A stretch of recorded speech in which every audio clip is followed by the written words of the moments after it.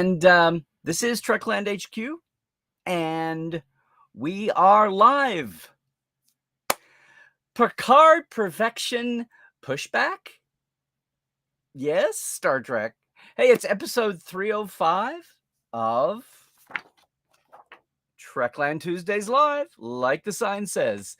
Hey, it's me, Dr. Trek, Larry Nemechek, coming at you from the heart of Trekland through Portal 47 and Trekland Treks, bringing you some sanity, clarity, and the big picture in all things Star Trek. And I hope you're still with us. Hope you're with us back here for another Tuesday. Everything looks to be bopping along here on all cylinders. Hey, so there it is. There it sits, the entire season of Picard.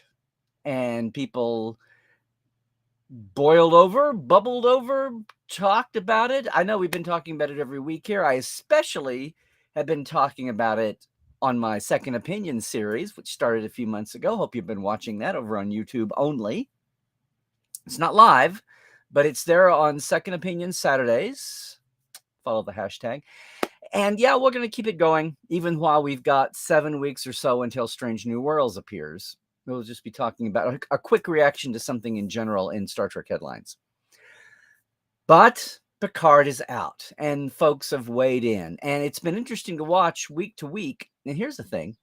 Even on Trekland Tuesdays Live, but on Second Opinion especially, the mailbag has been pretty much what I expected to be, 95% positive. And I don't care. It is what it is. It's been that way through all of modern Star Trek. And in case you hadn't noticed, it's been that way through all of Star Trek. Because fans tend to have opinions.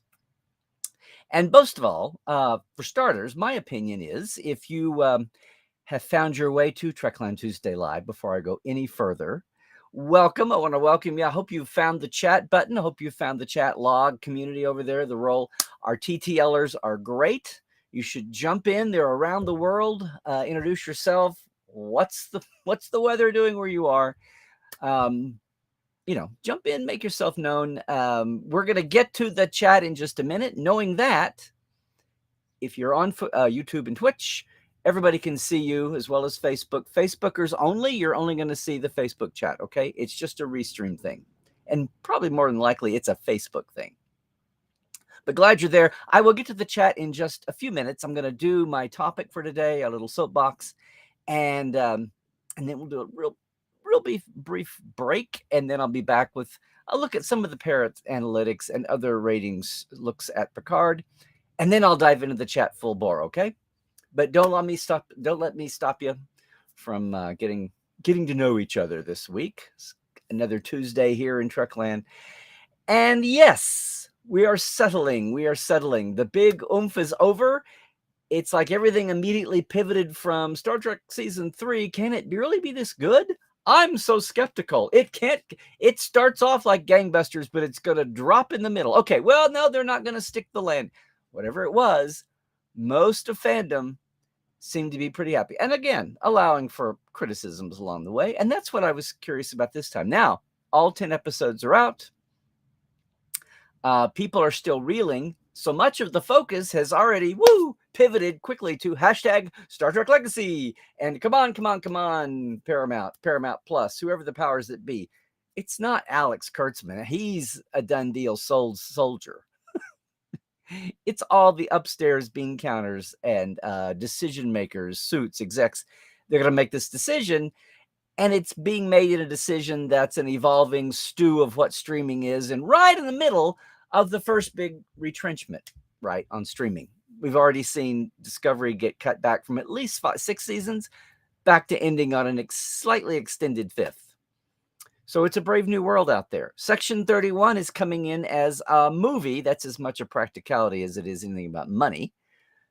And it's as much about Michelle Yeoh's schedule as it is about money. But that opens up a slot for it. Will Legacy take the slot that Section 31 might have been? We'll see. Because Strange New Worlds is here, and Starfleet Academy is announced as the other long delayed announced series that's happening. And where does that leave for Star Trek Legacy? Well, that'll be a big debate. And I hope it doesn't get so pitched that we have factions versus each other. And I sure don't want this to turn into a behind the scenes. I've talked about this already, that hashtag Terry Trek might be just a little too personal.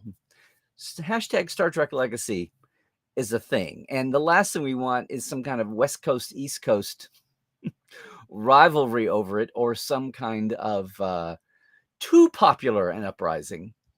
And we sure don't want fans to get mad and take their toys home if they don't get Legacy within 6 months, because it just, the way the lay of the land, it just might not happen. People, if there have been Section 31 backers, and if there have been Starfleet Academy backers, they've been waiting for 3 and 4 years. Now, I know there's a popular sentiment about what is the Star Trek we want right now?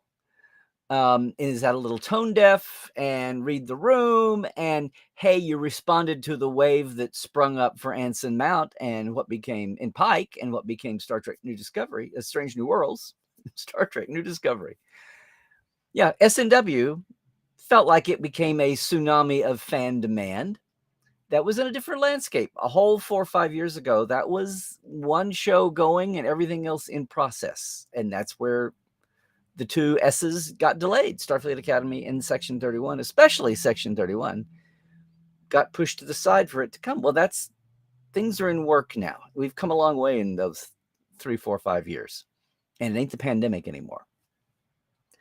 Having said that, I've been curious all along just to read the criticisms. And I don't mean the troll folk. I mean the legit criticisms. And we talked about, I think the biggest one coming along is there a there, aside from the nostalgia, which is totally legit.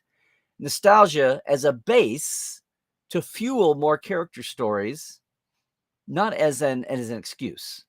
So I think it's perfectly legit. Just because characters existed 30 years ago is no reason not to check in on them now. We're not going back and trying to recast new actors to play these characters and rerun The Naked Now or Farpoint or Shades of Grey. No, this is these characters where they are in their life, just as the original series folks got their movies. The next gen movies weren't near that far along. They were still pretty much a continuation.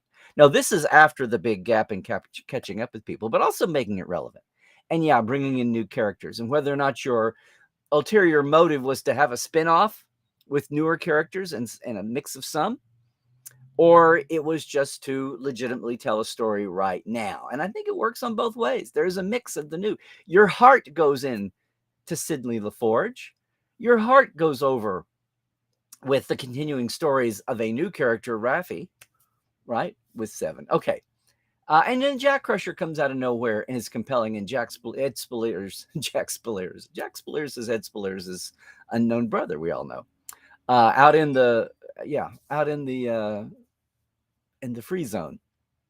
No, I'm just saying, if this was an end all be all, it would have been fantastic. If it's a setup, that's fine.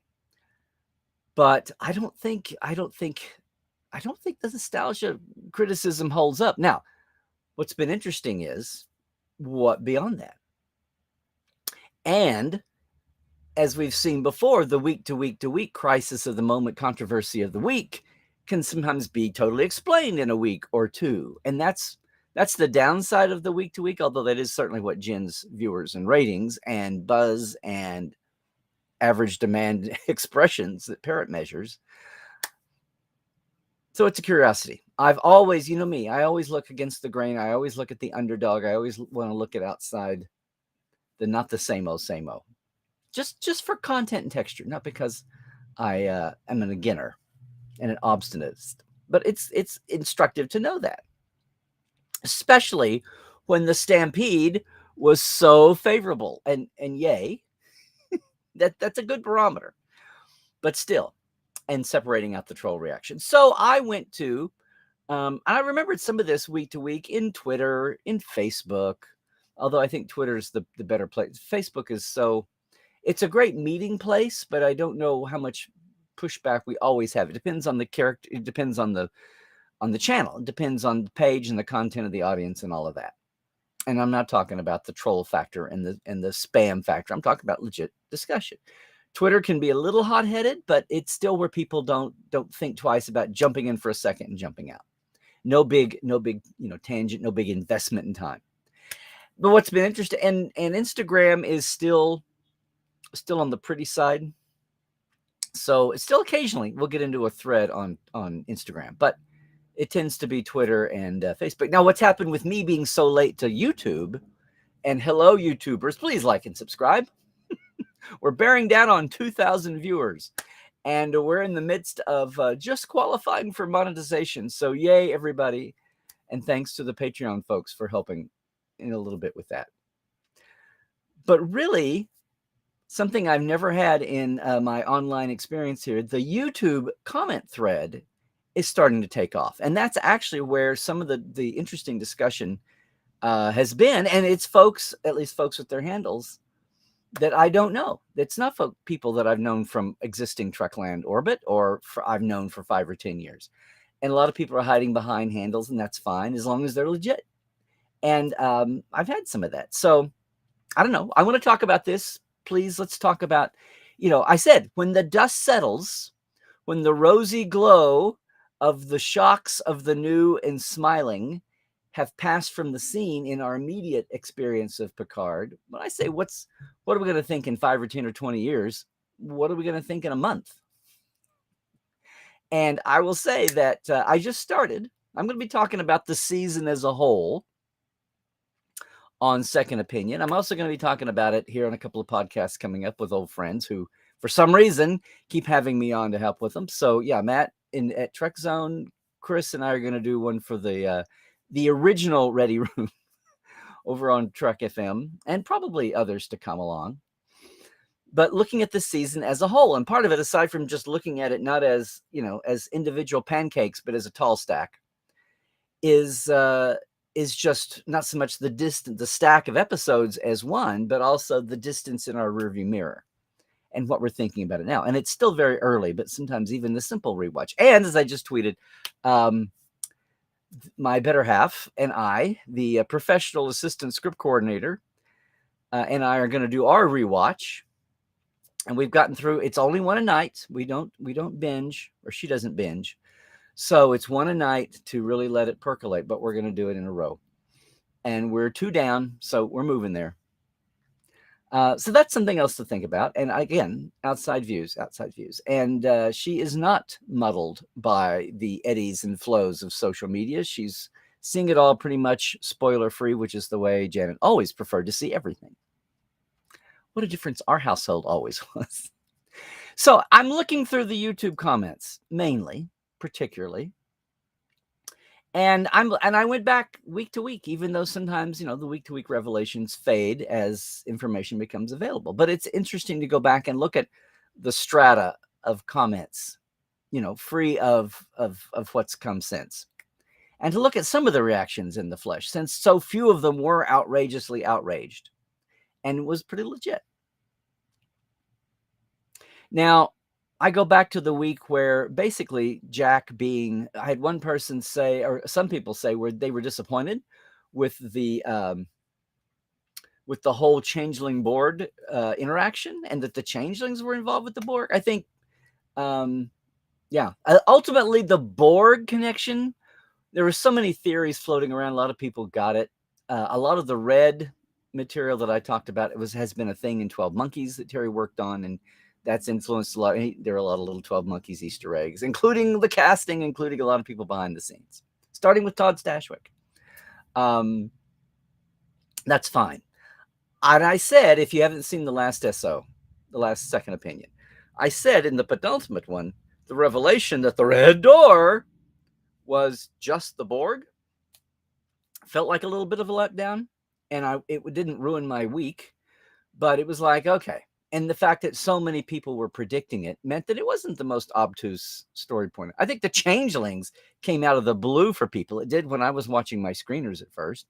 And I think that was a surprise and delight. And what's funny is that set up the whole Paul Wraith's red herring, which had nothing to do, it's another red, but it had nothing to do with anything they were putting out. It was where everybody went after the changelings and the red eyes.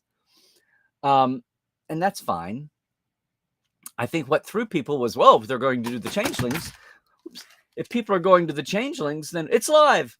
Then we are, then we're obviously going to be including DS9. Well, it wasn't a DS9 box, Voyager box. It was what serves the story.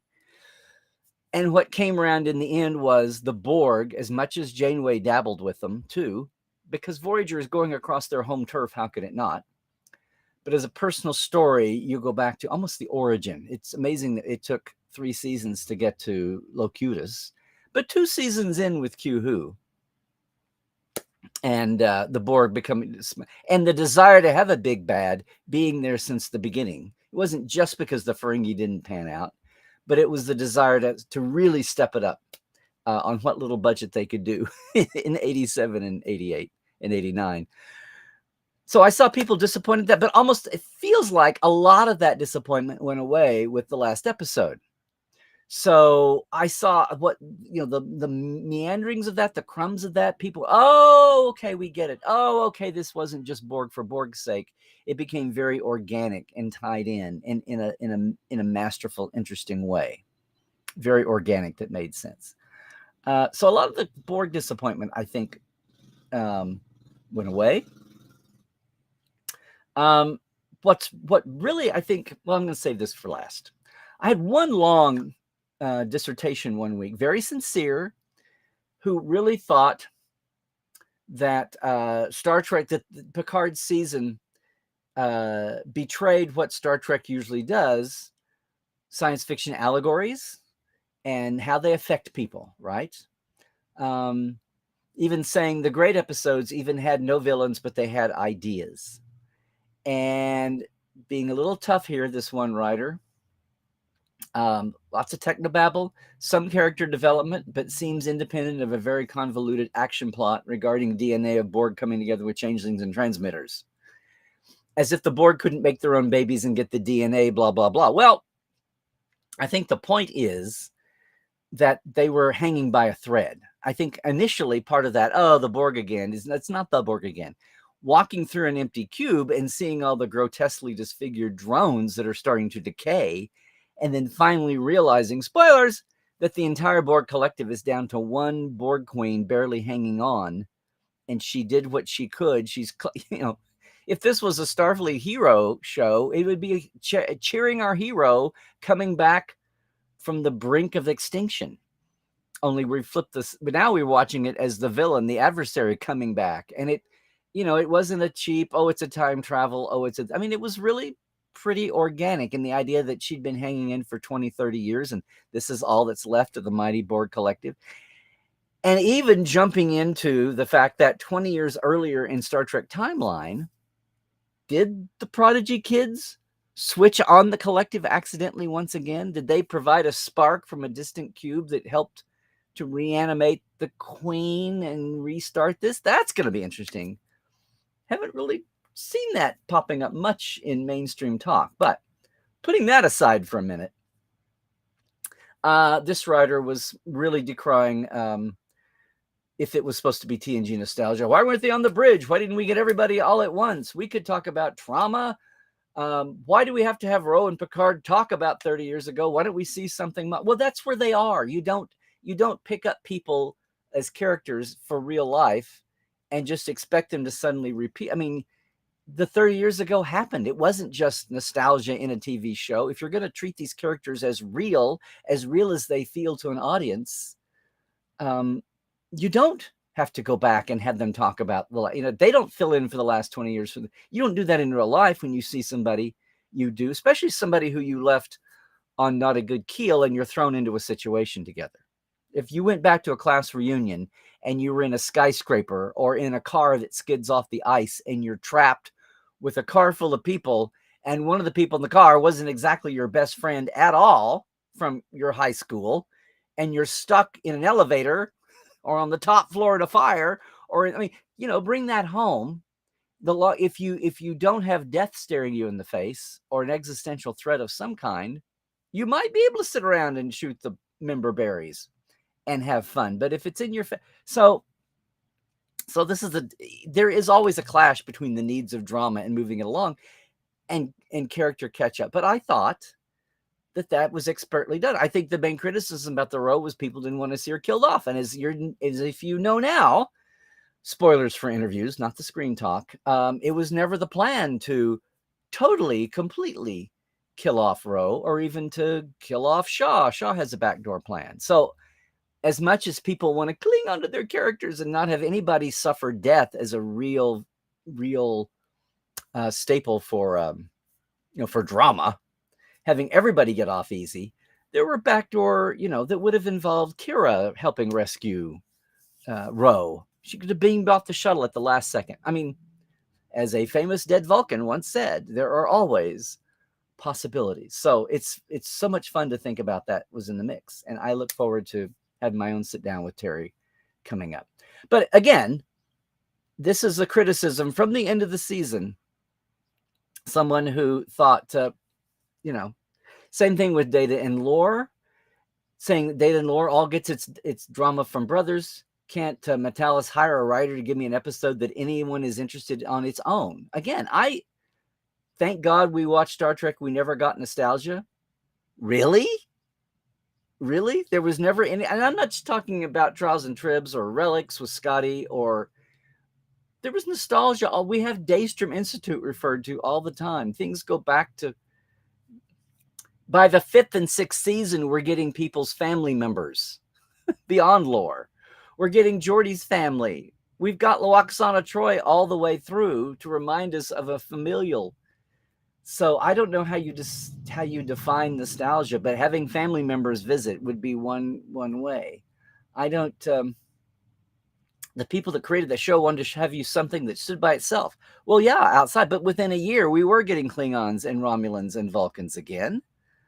Sometimes I'm interested in people's blinders. It's totally fine to have this. This would have been the starter for a discussion, not a shutdown. Someone, honestly, that's their reaction. And it's a legitimate reaction, and it's very civilly and respectfully put. But to me, it's the kernel for the start of a discussion then, because I can instantly see what I would respond to in this case. Then, talking about characters that are inconsistently designed or inconsistencies with prior Trek or huge plot holes. Since he didn't get into that, he just wants the big picture and how terrible it is. If nothing else, I've watched modern Trek unfurl since 2017. You could even say the Kelvin movies in 2009. And aside from the fact that every new Star Trek gets greeted with a wave of we don't like it, including TNG, and DS9 that didn't go anywhere, and Voyager that instantly went vanilla, and Enterprise that was a prequel and didn't go forward, you can legitimately critique all the series, but some of those early reactions, I think, have dissipated, especially over the years. What we think about it in 20 years. We're there with Enterprise now. And Enterprise's shortcomings and thinness in places are still there for me. But the weight of what it was doing, I think, is theirs. And a lot of people do like the song now. So anyway, I would have liked to have talked to this person a little more. Here's somebody else. I had a very adamant writer one week, late in the game, after Deanna came in and said Troy would never have been taken by those changeling kidnappers. She would have sensed that it wasn't Riker immediately, or any human for that matter. Even if Troy had never had a personal encounter with changelings and the vacuousness. Now, maybe the scent is off and she could feel something, not a vacuum. And there was confusion about whether she slept with the Riker or not. I know we talk about that on SO, but someone upset that after all her years in Starfleet and living on Nepenthe and even talking about having Gorn raiders at one point, that she wouldn't have had a phaser nearby for protection, especially with Will gone, and if Kestra really was off in an academy prep class somewhere, if she was in an advanced placement, which is what, not on screen, but Terry has said that's where Kestra is, in reaction to all the people that said, "Where's Kestra? And why can't we even talk about her?" Which again was a regret they had about not having more inclusion there, but talking about that she never would have gone with that. That never would have happened. To which my reply is, well, if she sensed that she really was, there was a changeling infiltrating her, trying to pass himself off as Riker, as her husband, and she knew it, then she's not going to shut it down. She's going to follow the trail. Be warned and know what she's getting into, but she's got nothing else to lose. She's had her life and her career pretty much, but she wants to know, and she's sure not going to end the trail without giving herself a thread. Hi, I'm on. Oh, thank you. We're live. So that was easy. She was disappointed that Jack got all the attention. Nothing for the LaForge or the other new characters to be developed with. Well, they did get lots of development, but it was a Jack story. It was a Beverly Picard Jack story. He was the lead of the guest stars. He was the lead of the new characters. That's just dramatic structure. And the LaForges indeed got a lot of attention as it wore on, and especially Sydney, who was the older, who was front and center.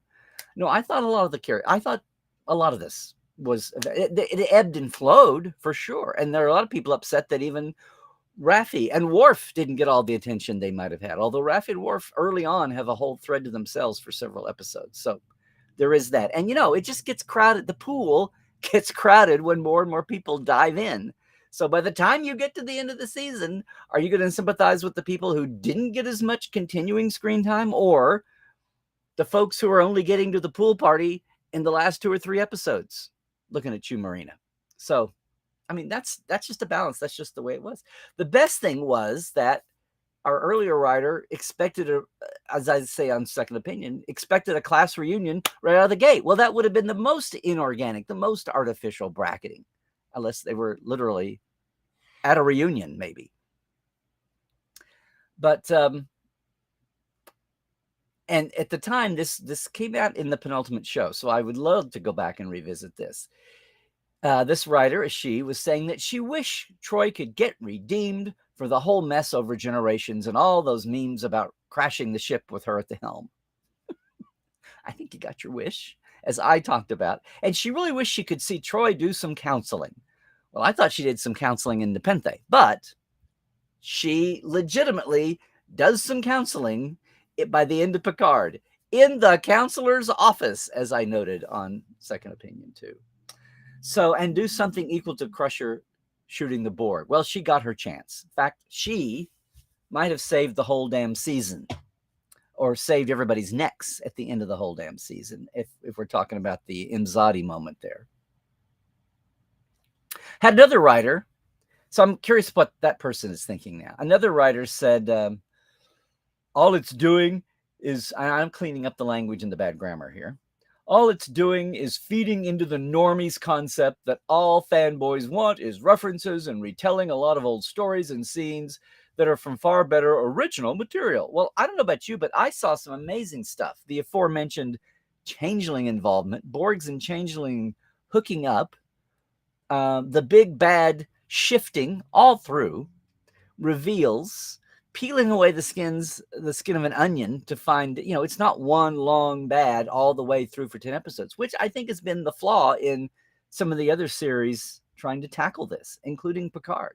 Okay, Discovery and Picard, depending too much on a single big bag through the season, I thought got thin, or maybe it would have worked for a shorter arc, but wore out or was disappointing by the time you finally got to it with that kind of buildup. And this was more like a wandering maze than climbing a mountaintop for peak surprise. Thought it was structurally handled very well. And there's tons of original material in here. Shaw figuring out what happened to the book. Janeway really did knock the collective. Not a region of the collective, apparently the whole thing. Because they've got the capacity to, their nodes all over the Delta Quadrant, the vast Delta Quadrant, fourth of the galaxy, and they really were pretty much shut down. If they had, in 30 years, they would have come to the aid of each other and been rebuilding more, and apparently that didn't happen. But tons of original material. Just putting the ship and the tech through its paces. Don't tell me having Data joyride, joy chase, do a French Connection chase. with the ship itself, and then that final swoop at the end wasn't something we had never seen before. And yeah, some of it's allowed by the tech, but still, the definition of not having seen it before is not having seen it before. And some of the moments and tweaking data and what that allowed, just using everyone's age and what that allowed, and the poker game, what that allowed. I mean, just where these, again, it's not nostalgia member berries if you're taking people and accounting for 20 years. We're not chasing these people around, putting them through paces where we're trying to pretend they're all 30 and 40 still, or 20. It's very much a sore. I love watching the early episodes where Riker's talking about his sore knees and you're bad, whatever, acknowledging that. It's just as on the nose and in your face and a little different as watching Kirk pull out the glasses to wear them on the bridge in the original series movies. Someone took issue with me saying I was just highlighting the varnish on the Wrath of Khan soft reboot. Somebody who said, no, there were no dangling character arcs. I think the Crusher Picard folks would dare to disagree, and the Troy Riker folks would dare to disagree. So the show ended, TNG. There's nothing wrong with that.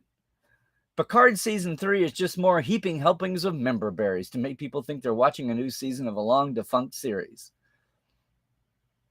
Is it any better than Seasons 10 or 11 of X-Files? Or that horrendous Lost in Space reboot? Capitalizing on brand names instead of taking a risk on new storytelling from fresh writers. Well, there's tons of fresh writers in that writer's room. I don't know. I think, and this was not a troll. This was not a bot. There are bits and pieces here. I think it's just someone I don't know personally. It would be very easy for me to say it's just a grumpy old person who apparently doesn't like any sci-fi now, or they're very much into their very thin band. And you know what? That's okay. And they said their opinion, and that's okay. But I talk about this mailbag of who really still had an issue that was legitimately and civilly presented, because after 5 or 6 or 7 episodes, I could see where this was going. It was just going to be a really big triumph, and maybe the biggest triumph of the whole post-Kelvin universe timeline. I don't mean timeline specific. I mean era of production. The secret hideout era, and that's fine. And even as joyously received as Strange New Worlds is, the last thing I want to see is some kind of a competition between, because Discovery is on its retirement lag. I don't know if everybody's going to ease up on Discovery, which has improved itself every year. And I've heard that this last season is going to be the most Star Trek-ish of all, that it won't hang on a big bad. It's going to be a big chase for a puzzle, not so much a villain to defeat, and that would be welcome. So I don't know if the criticism is going to ease up on Discovery and everyone's going to focus on what's at hand, the Picard that everybody just saw and that they're wanting more of through Legacy, or the Strange New World that everybody fell in love with. And I say that people I know,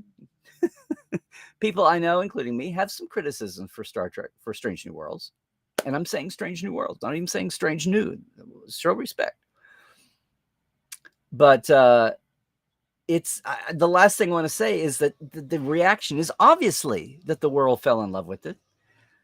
There's a change.org petition for greenlighting hashtag Strange New Worlds, for hashtagging Star Trek Legacy, I should say. So there's all of that. And there's a lawnmower.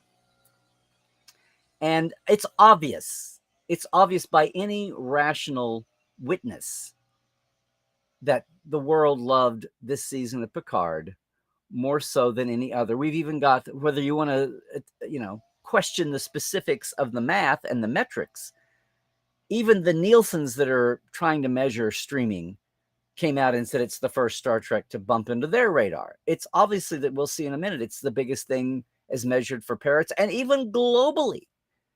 Picard even is better globally than it is in the States.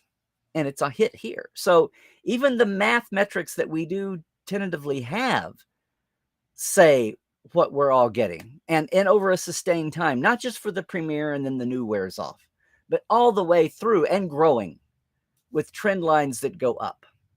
So you can't argue with that. Something in this dang show appealed to people, appealed to fans, and apparently reaching a broader audience, and appealed to that audience like no current Star Trek has so far. And not that it's a contest, but we're just recording history here. So I'm more doubled down on people who have critical issues with the season, and whether any of this will look like in 5 and 10 years, in 20 years, because it's just cool. In the meantime, I'm thrilled that we haven't had the insane, even the F word bomb this year was almost like there was a little bit of an uproar over it, and it came from Patrick himself. And then to find out that it wasn't even scripted, that it was organic on set, and there was a big debate about which way to go with it. And Terry, and I'm sure a few stairs upwards from him, decided to go with it. Even that seemed to dissipate within a week or so. And it helped that it was Sir Patrick. It was Picard, not some guest admiral, and it was Sir Patrick himself, and it was Sir Patrick himself who originated the out of the actor's well. I hadn't even thought about that until just now. I didn't even include that here. I didn't say anything F-bomby in the mailbag week to week, but even that was out there and went away. So we may just be, like it or not, confronted with the fact that this may have been the best season of modern short season streaming Trek so far, which, of course, lends weight to the why don't we have more of it then? Why is this so hard? But I would remind you that most people would say the 4th season of Enterprise was the best season of that series, maybe after the initial episodes got it set up and going. And that was all about what was in motion, the writing on the wall, the economics of the time. So, it's not always just about what you see on film. There is a big superstructure going on out here that has to be answered to. And that's what's going on with Star Trek Legacy. But as for what we saw on camera, there you go. There you go. And if anybody were with us now, live or later, and if you're watching later, I'll say right now, please drop a comment in and keep it going here on YouTube. If you've got something bugs you about the series, even if it's like a 5% and 95% you loved it, that's fine. That's fine. It's fine. We're always ascribing to be perfect. It's more than the Borg. We're trying to aspire to perfection, or Soong-type androids, or what have you. That's cool. Hey, everybody. I'm going to stop it there for now, but something I've been trying to do for 2 weeks. So, yeah, I will be circling back around. I'll pick up everybody's comments here in the chat in just a little bit when we come back after a very short break. But before we do that, I want to have a small part 2 that I've been trying to do for 2 weeks. I've got a box to open. And we do these box openings from time to time. As I say this, I should do it on camera. So, this is legit, everybody. I have scissors standing by in case I have an opening fail. Because something that's been a little off the radar is the 4K issue. The 4K issue without a press release. This is the next generation 4 movie collection. It's been 4K'd. It's been HK'd. 4 iconic adventures for the first time in 4K. This was released. It's out now. It was released a few weeks ago without a whole lot of fanfare. So speaking of Borg Queens and Borg and what you enjoyed and didn't enjoy, hours of special features. There's nothing new. Text commentary, of course, by the Akutas. I don't know if they pulled up somebody may have this and you may know it. I don't know. I would hope they used our 2008 documentary discussions that we did around a table for the first edition of the Blu-rays. Features from ILM, Next Generations on HD. Oh, the Truck Roundtables are in here. So that gang that I was tasked to lead, and we got 5 minutes to prep for the later 3 editions. Be kind to us because we were exhausted by the time we did the Nemesis roundtable discussion. But it was really an interesting group. Jeff Bond and Tony from Trek Movie and myself leading the pack, and a young woman who was a Shakespeare scholar and also a Trek fan. Anyway, it's out. It's been out for a while. If you were trying to 4K your collection, there it sits.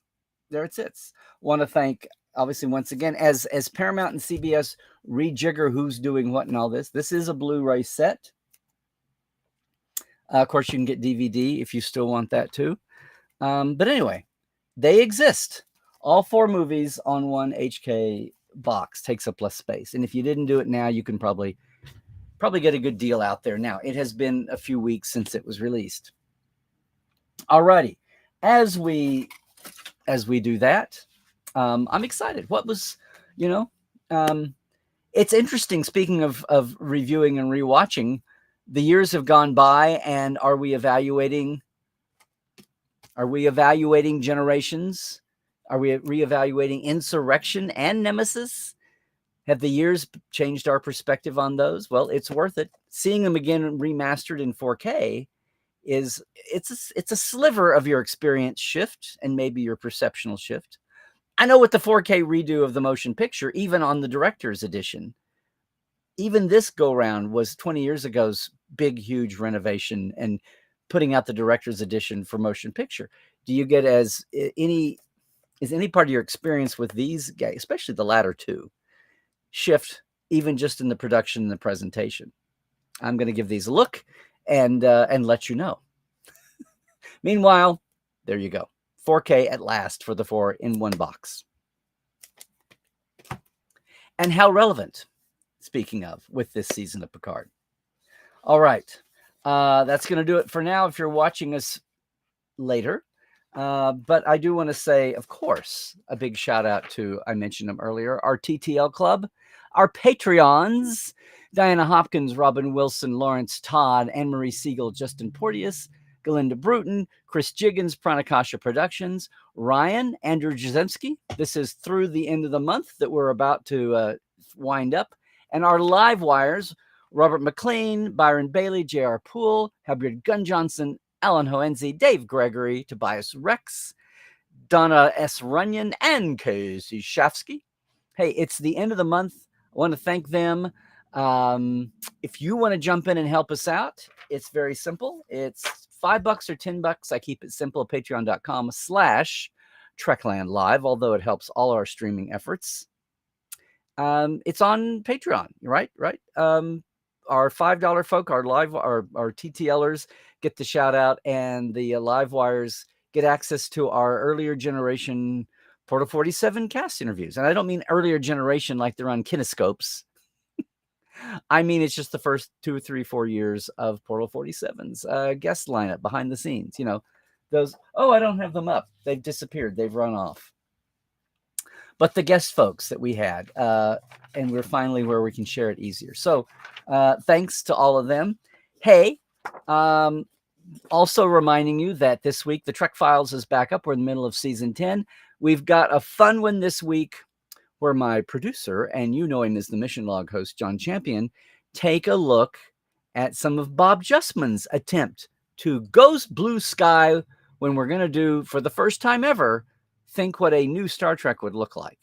And how far afield, how smart, or how wacky did some of Bob Justman's ideas turn out to be when he and Gene and the little think tank of 3 or 4 people were getting started to brainstorm what Next Generation would look like.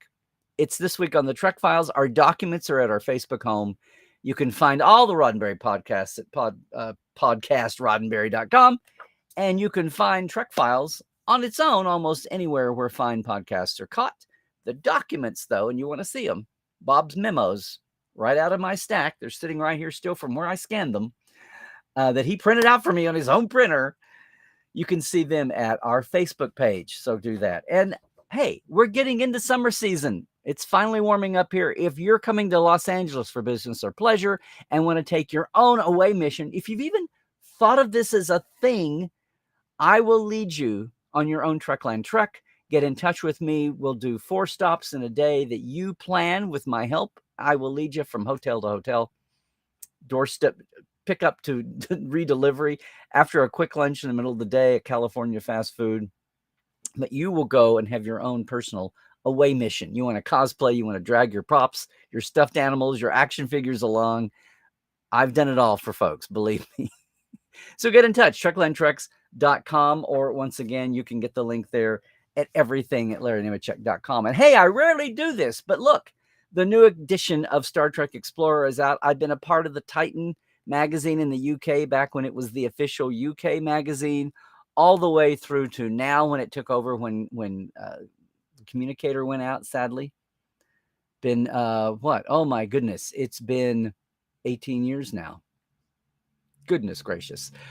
I've done a column in this dang thing every year since about 1998. So I'm in there. They have original fiction now. It's retitled Explorer. This is the 6th edition since the reboot. If you haven't given it a shot, check it out. But yeah, Fistful of Data is still in here. And the archival piece and cannon fodder are all my parts. Again, it's a big focus on Picard now. There's several covers. The subscribers get choice. The newsstand has a choice. But it's actual Dead Tree Media still thriving with fiction as well as the nonfiction and interviews. And I am still very, very proud to be a part of now Star Trek Explorer. And of course, you can get back issues too. It's out now. And the only other thing out is me, if you're watching later on. Just as a reminder out the door that you can catch me on Twitter at Larry Nemecek and Mastodon. Larry Nemecek's Trekland, that's actually Facebook where you are now. But Instagram is a lot of fun. But YouTube, we're finally growing the YouTube channel. So even if you don't go there often, please go over and like and subscribe. You can ring the bell and be aware. All right. I thank everybody for doing that. Even if you're not a YouTube watcher, please jump on the bandwagon and like and subscribe. We're starting to hit some critical mass there. Hey, everybody. That's going to do it if you're watching later on. If you're live, stick around.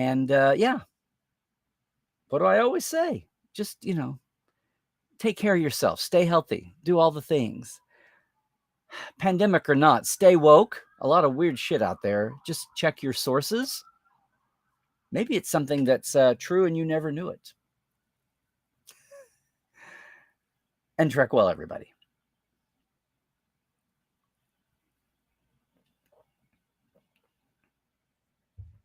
All right. One more. I'm just glad I finally got that poor box unboxed. Okay. And speaking of mundane life, the interruption a minute ago was to the joyous news, and I have to hear the story, that my grocery coupons got found. Tiny things, the mysteries of life, motivating us. No, so hey, everybody.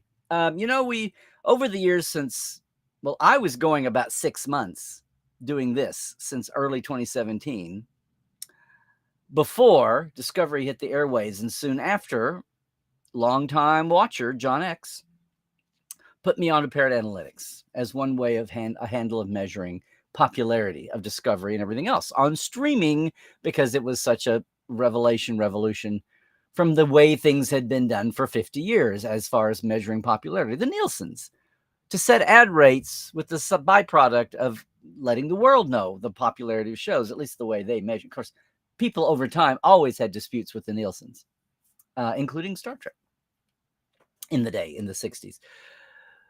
So yeah, the Parrot Analytics is a company that came along to measure, to find popularity using their metric called average demand expression, which was gleaned from the internet only, because those companies, streaming companies, aren't going to make their numbers public. It's industrial know-how. It's a quantifiable asset to have. Secrets. Knowledge is power. And lately, after following them for years and years and years, week in and week out, hot Star Trek or not, they've been selling their latest issues to a site called TV Geek. What they've updated on the site recently is up to April 7th. So it's already 3 weeks old, but back at the time, the latest they're posting, free still on their site, Picard was in 4th place among the streamers only.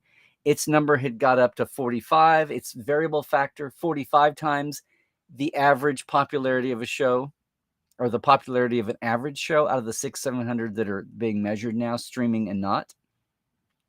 Stranger Things was at the top with 64, then Mandalorian at 63, then Ted Lasso at 48, then Star Trek Picard at 45, then a drop down to Shadow and Bone at 39. So there's a cluster, and it's right in the 3-4 spot there. That's among the digitals. The top 10 was down to 27.9. But Stranger Things was leading at 64. Overall, it was a SpongeBob, then South Park. And again, this is buzz as gleaned from the internet, posts, retweets, et cetera, et cetera. Everything gleanable from online with real numbers thrown in when possible. For the US and for this week. Other countries have their own measurements. It's just easy to find the US, although you can search and get Parrot's numbers for other countries. Stranger Things and Mandalorian, the top 2, are the only 2 that are in the overall top 2. The bottom is the number 10 is Attack on Titan, which ends at 52 times more popular than average show. That variable factor. These are all still in what they call the exceptional range, as was Picard, which is the upper 0.4% of all shows. So still in the very top, the way they're measuring it. Now, there's been a lot of talk, and I'm going to get into this at some point, about exactly what the Nielsen streaming is, because over the years, Nielsen's, of course, they don't want to lose their king perch, but they've got to stay relevant, and they've had major holes in their methodology that they admit, and they're working on. They say what they're measuring, and it's just not everybody, everything completely, which is the holy grail here. Everybody's trying to find the most absolute numbers they can without forcing everybody in the country at gunpoint to tell you what they're watching at this moment. That would be the only. It's like an election is a poll of a snapshot on one day, and a day later and day before it might have been a different number with different winners. But the election is only the most official poll there is, right? Flix Patrol is the site that's aggregating channels' own numbers. And what's funny is, again, thank you, John X, but Flix Patrol is showing by channels, and Amazon Prime is the global carrier for the most part for Picard, always has been. And of course, it's in the States. Paramount Plus is in a small growing number of countries. What's funny is Picard does better in the world than it does in the US. And in the US, where a wave is hot and then passes, Picard's already passed out of the top 10 on Paramount Plus in the US. And there are some foreign markets that you can count as Paramount. But worldwide, globally, where, the ripple effect takes a while, I'm just going to say, for today, on Flix Patrol's ratings, on Amazon Prime World, and this is for today, but showing yesterday, Picard was still the number 4 show seen on Amazon Prime around the world in 63 countries, and it's doing better than several shows, Mrs. Maisel's, in 77 countries, and it just passed Mrs. Maisel by a hair, which just came out and which dropped its whole early part of its season together, right? So, again, another metric that shows how, and not just in the States, but globally, worldwide. Thank you, X-Men. Thank you, 30 years of Next Generation reruns around the world, and not just in our hot foreign markets, not just the GSA, not just Germany and Austria and Switzerland, not just the UK and Australia, but around the world. We can check it out on individual countries, I'm guessing. Hopefully here in the States I can still see. I don't know what Flix Patrol breaks down into. But it's interesting that the after effect and the global reach of Sir Patrick and the global reach of the Next Generation cast and brand. How many countries did Reading Rainbow show in? I mean, even after all these years, those residual effects to have a foothold in a country, in another country besides the US, Canada, and even, the big 3 for Star Trek, UK, Germany, and Australia. Or the GSA, UK and Australia, maybe. So there it sits. there it sits. All right, let's dive into the chat. I'm curious to see if anybody else has a heartfelt issue, even if you say, you know, I loved it, loved it, loved it, loved it, but I wish, or I'm still puzzled by. I mean, those are all legit, and that all falls into what I'm looking for here. What I'd really like to do is to go talk to, I'd love to have a focus group or a roundtable with fans who are totally new to Star Trek and Picard was their first series, or even that this season of Picard was their, I don't know how we parse that, how I'm going to find those people. I feel like if I did that, they'd just be people that say, well, Picard was my first Trek. It was my first dance. That Facebook page I have, Disco was my first Trek dance, is still up. I never pursued it after the first year. And now Disco is going to be a lot of people's not first. Let's see the chat, everybody. It's good to see you back again for another Tuesday. And again, questions. Good to see everybody. And if you're new to Tuesdays, I'm telling you, we've got them from around the world. If you don't believe me, we've even got people from the Midwest. And hey, Dave, I appreciate you coming in on the YouTube side. Yes, absolutely.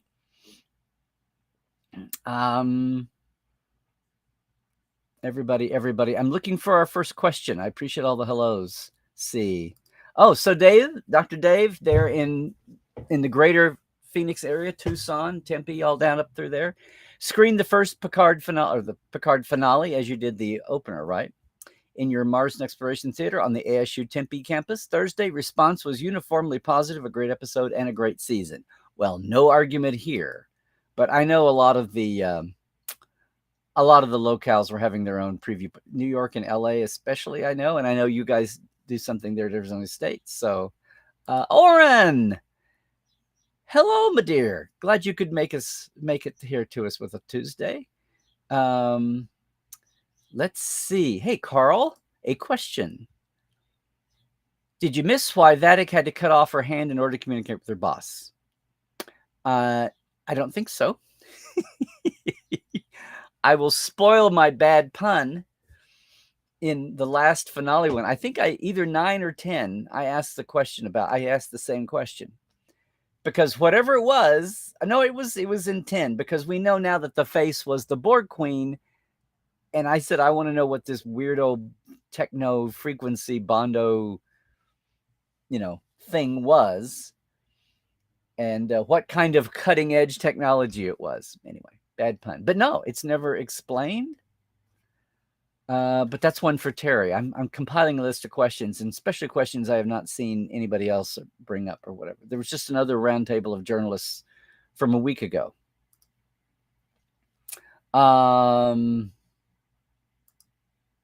Yes, that's never been explained, aka one of several plot holes. Well, let's bring them on. We're gonna be living with this for the rest of our lives, just like we live with why Khan didn't know Chekhov. Or how Khan knew Chekhov, excuse me. Let's see. Been living with that for 50 years, 40 years.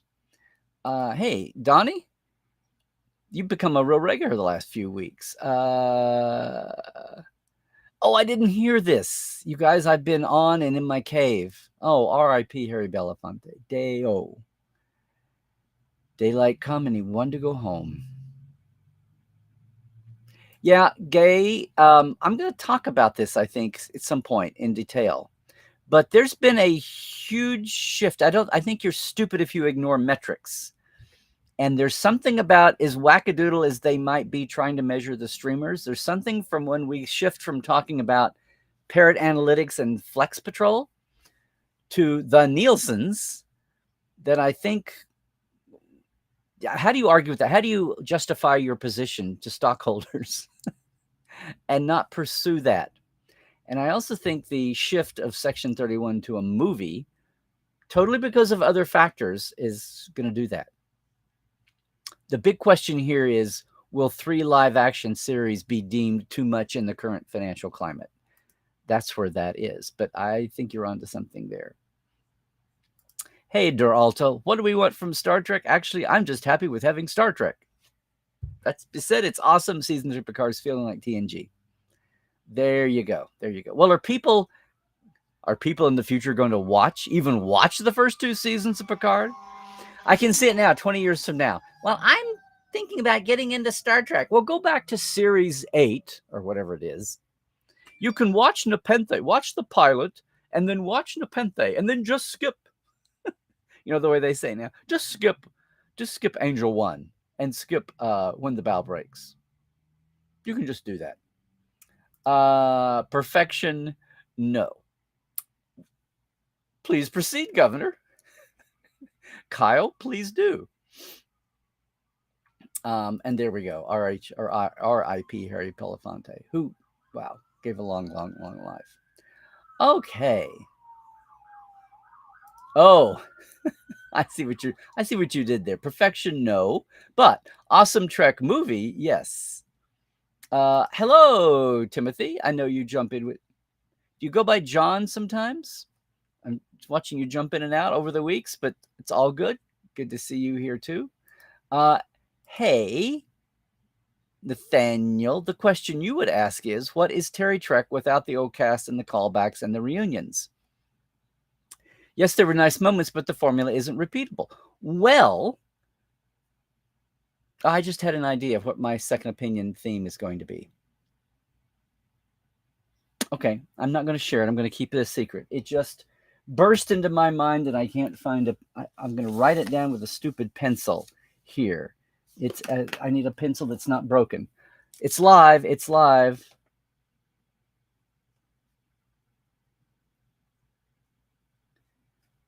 Sometimes you just have to. Sometimes with Star Trek, or sometimes with big franchises, sometimes you want to get to a place, and you just have to go through a place to get to a place. And I think, and sometimes you don't even know you're trying to get to the further achievement, the further destination, until you get to where you got initially. You get to the top of the next mountain, and then you see the valley the way ahead of you that you didn't even know was there. But you can't see that route until you climb. Okay, fine. Tired metaphors. I'm just going to see. I would challenge you on the fact that the formula, it's not so much the formula you think, but the formula you're trying to get to. And I would answer your question, but my brain is exploding, and I want to keep it fresh. So watch Second Opinion this week, everybody.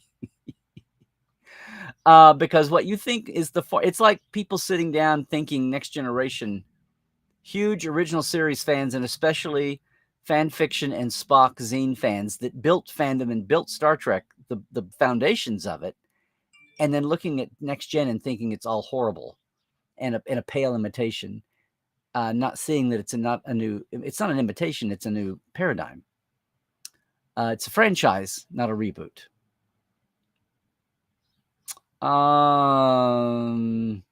Well, Donnie, to be honest, I don't think you're alone in loving the last season of Picard more than the first 2.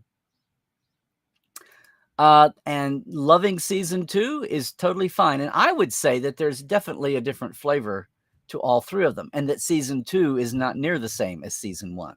Compared to 3, it feels that way. But a lot of the same people were influencing season 2 visually and in the room. My stream, my friend? Okay. I wonder what that was exactly answering to.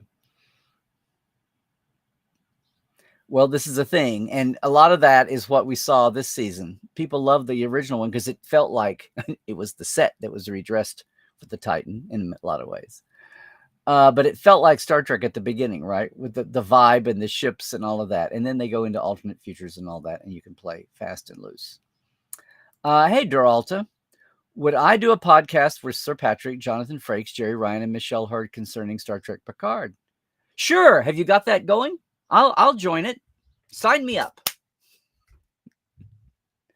Well, we did a non-spoiler. I had Jonathan on Trek Files. I would love to do this. Right now I'm just trying to fulfill all of my slots and trying to get on with the Connor Wrath and trying. I would love to do that. And that's on, if you know someone producing such a critter, please let me know. I'd love to have, or a live panel. Okay. We've now turned into the compare the first 2 seasons of Picard to each other, and that's fine. There you go, Christoph. Yes, I think behind the scenes people don't get enough credit. It's going to be season 47 when the Trek files reach Picard. Well, we try to, Gene's files end at 1991 for the most part, although we have Majel's share of the papers until 2008 or so. But we don't just do them for history's sake, although that's fascinating enough. But what we try to do is make history alive and relevant, as I think we should do with all history everywhere. History is not a dusty piece of paper with some names and dates on it. History is why we are what we're doing right now, whether it's creating a Star Trek and enjoying it or not, or creating a society and enjoying it or not. So we try to make everything relative to Picard, and even having Picard people in. And that's coming on the Trek files too, just as it is with Portal 47.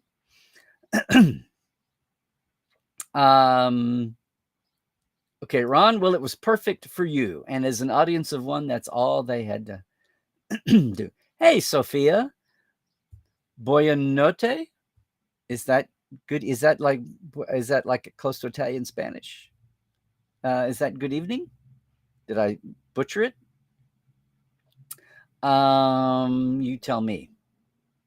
Nathaniel, your other question, because you're only allowed 2. Has Trek stopped challenging the audience? Much of this season was wish fulfillment, lots of mystery boxes, red herrings, and stalking horses. How about Chekhov's gun? Everybody is in an SF uniform. Everybody is on an Enterprise. It's starting to look more like Starship Troopers than Star Trek. Well, I would remind you, as we started this rewatch, there's a lot on Crime City, District 6, on Metalis Prime.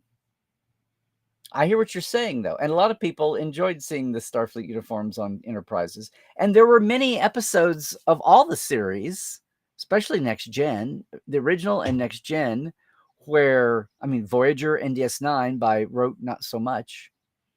Archer or Enterprise still pretty much, where people were in uniform on a ship.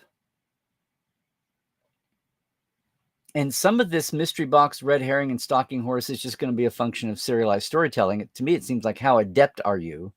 How finesseful are you, where it doesn't feel like it's hitting you over the head every week, that it's mystery boxes, red herrings, and stalking horses.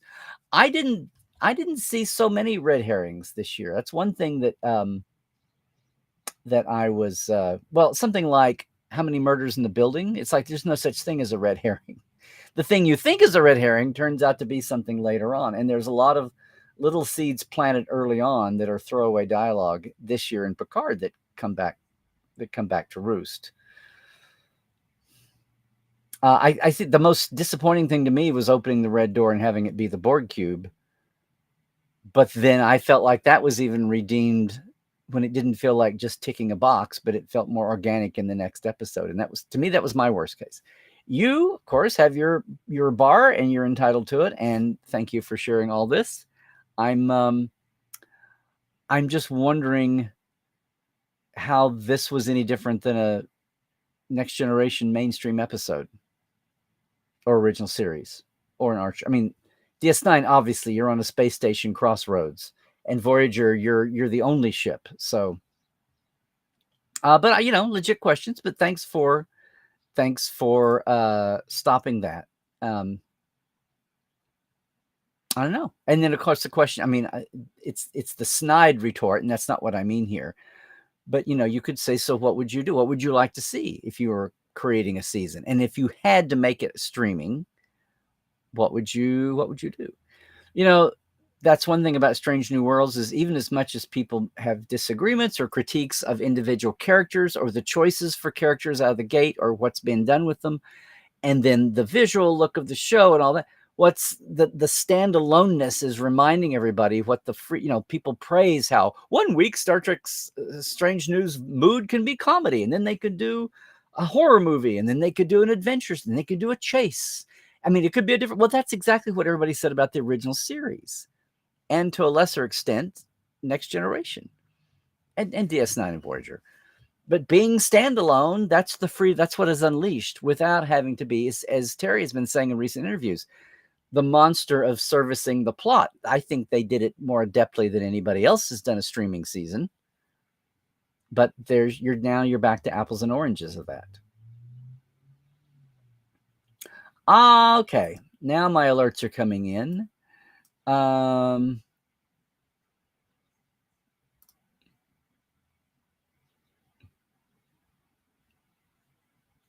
What do we got here? Here. Yes.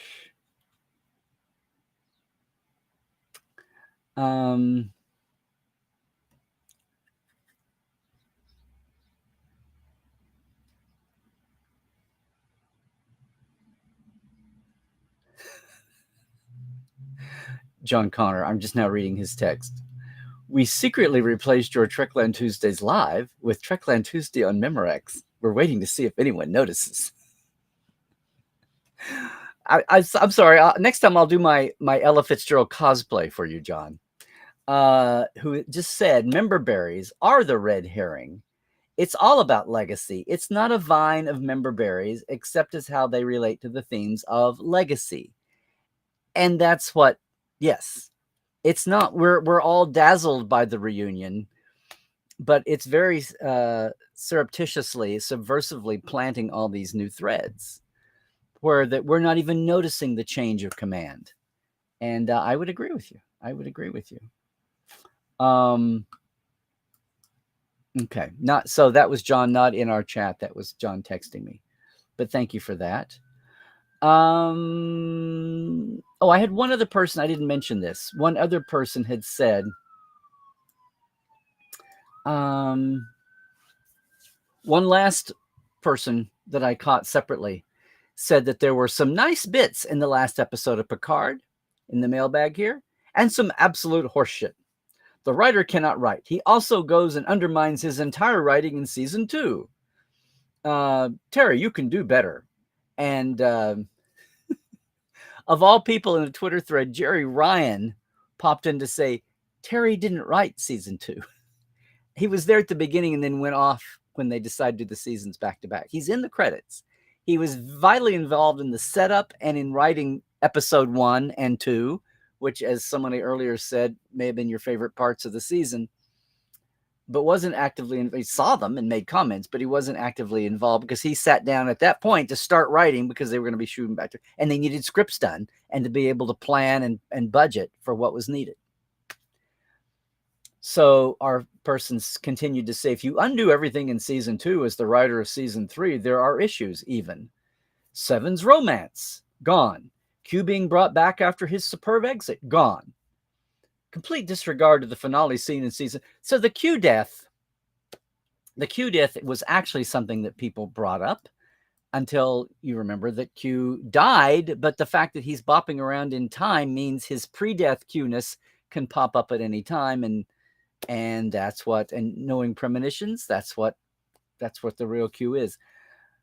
We did have kind of the best one of all with some of the legs longest lasting, and I think it's been not so much about the future of the franchise, but there was one more. And did you get in on this? I actually kind of touched base on this one a little bit because I was wondering as the episode wound down, it dawned on me, is just like the tax guy famous in California, who's a cameo in Airplane, and you go through the whole movie and he's back in the taxi, going to give the guy 5 more minutes. What of Laris? I said, is Laris still back on Earth at the vineyard in Labar waiting, or did she got on to Chaltalk 4 without him?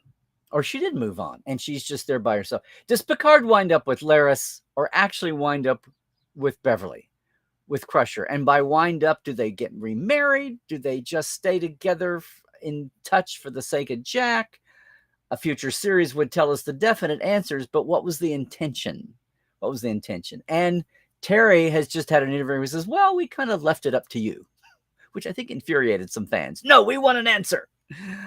Because we got the Crusher folk over here, and we've actually got a Laris contingent over here, and just some folks that were just saying, "Oh, come on, just tell us. I don't care which way it lands, just tell us." There was a lovely bit, like a living postcard from Laris to Picard, and she says "cheeky fecker," which made me laugh. And of all of the thoughts about this that came from the mailbag, I think I could say legitimate, but that's one that I can see landing with people. As many years as people waited to see Beverly and Picard's outcome one way or the other, and now have it filtered through the fact that they've got this adult son who's interesting and problematic, who's running around with Borg bits and has these abilities. To the Laris faction, which is not nearly as long-lived and large, but it's a tribute to Orla Brady and her acting and the warmth. And season 1, Orla Brady and Laris was my favorite new creation for Picard season 1 out of the gate. And I love the cast overall. And obviously, Michelle Hurd and Raffi have gone on. And yeah, everybody. I enjoyed all the characters.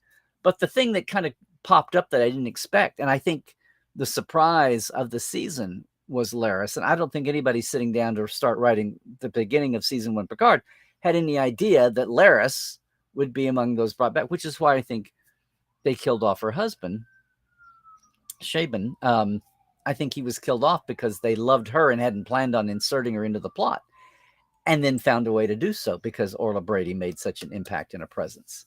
So good on her. And I think this ultimate, who does Picard wind up with, is a debate we're even having at all because of the impact Orla Brady had. Okay. And Scott, that was an insert that we're going to put at the end of the thing for the YouTube thing. The thing. Okay. So now back to our regularly scheduled chat discussion. Maybe I just set off a few of her right there, maybe, as I would have liked to have done. Janeway did do a number on the Borg and Endgame and Voyager. Well, that's one thing that this season has tied up. We've had 20 years of wondering exactly what Janeway did, how widespread, how damaging. Only came up a little bit. I mean, the Enterprise Borg episode had nothing to do with that, so it was unsettled. And we got nothing really out of any of the modern Treks, except for a mention way in encyclopedic hindsight history on future discovery, until the Prodigy episode with the Borg. And so it wasn't just a token Borg episode for Prodigy. Once you remembered where they are in the timeline, basically 20 years before this, 18 years before this, it's like, oh, they found a ticking time bomb and restarted the fuse. Did the Prodigy kids lead to what we just saw? And as people are now totally on board with, they get it, Jurati Borg, or Borgrati, was totally a future traveling present day extension coming from another dimension, another time stream. Totally disconnected from the Borg of this dimension, this time stream. So that's why there can be a Borg armada sitting guarding it. That vortex, is it just sitting there? What is it? I feel like we've got some, giant sinkhole about to swallow up all of Yellowstone and half the continental US, and we're just kind of biding our time watching it. That's a ticking bomb out there that no one's talked to. But we can let the legacy gang deal with it, right? Right. Okay. I'm looking for back in the chat and looking for actual things. Hey, Scott, weighing in. Not a fan of the mystery box method, although, as with most things, there are ways to do it better than worse, and we have certainly seen them playing out the last few years. Problem with the season-long mystery box arc is that we only see the characters in a short length of time and generally unfolding one situation. Pretty tough to do offshoot day-in-the-life stories or old Trek-style allegories. Right, which is what I was getting to. Remember, gang, Picard Season 3 only happens over 7 days. Maybe 8 if you let Picard be conversational when he says, oh, yes, I'm speaking at Frontier Day in a week. Now, all of the follow-on scenes at the end obviously are a few days later and then 1 year later. So I'm not counting that. But the 95% of the plot and action and events that happen in season 3 are all over 7 days, give or take a day. Well, this is what I thought all the time, Mona, as people pointed out. Nanoprobes help bring Neelix back from the dead. So adding nanoprobes to Shaw and putting him in stasis, Ro was beamed off in time. Exactly. And it's not like these were cheats. These were all ideas floating around there. People don't understand. When Terry says it was a matter of time and all, the Q scene was totally done on the fly at the end of the last of Picard telling. It's amazing. They totally got John in to do it, probably on the cheap, but to do it as a thing. To do it. They shot that scene after the last Picard tells Jack he's a Borg, right? In the holding cell, in the brig cell.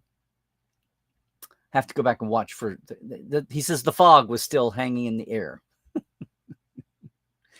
But yes, as Scott was saying, it's hard to have those tones. That's why those after climax scenes, the 1 year later scenes, are so instructive. We actually get away from the crush of the moment and we can do stand up. This is why I said for years after we went there that the Pike, talking about Anson Mount's Pike being different than Jeffrey Hunter's Pike, and even more than the styles of acting and the 40 years of production difference, 50 years of production difference. We only see Pike, this started to dawn on me about 10 years ago, we only see Pike at a really low point.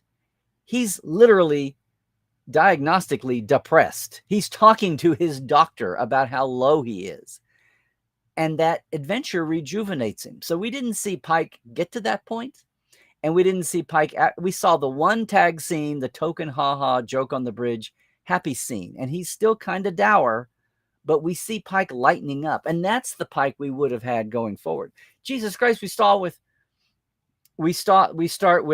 Pike depressed at the beginning of Strange New Worlds.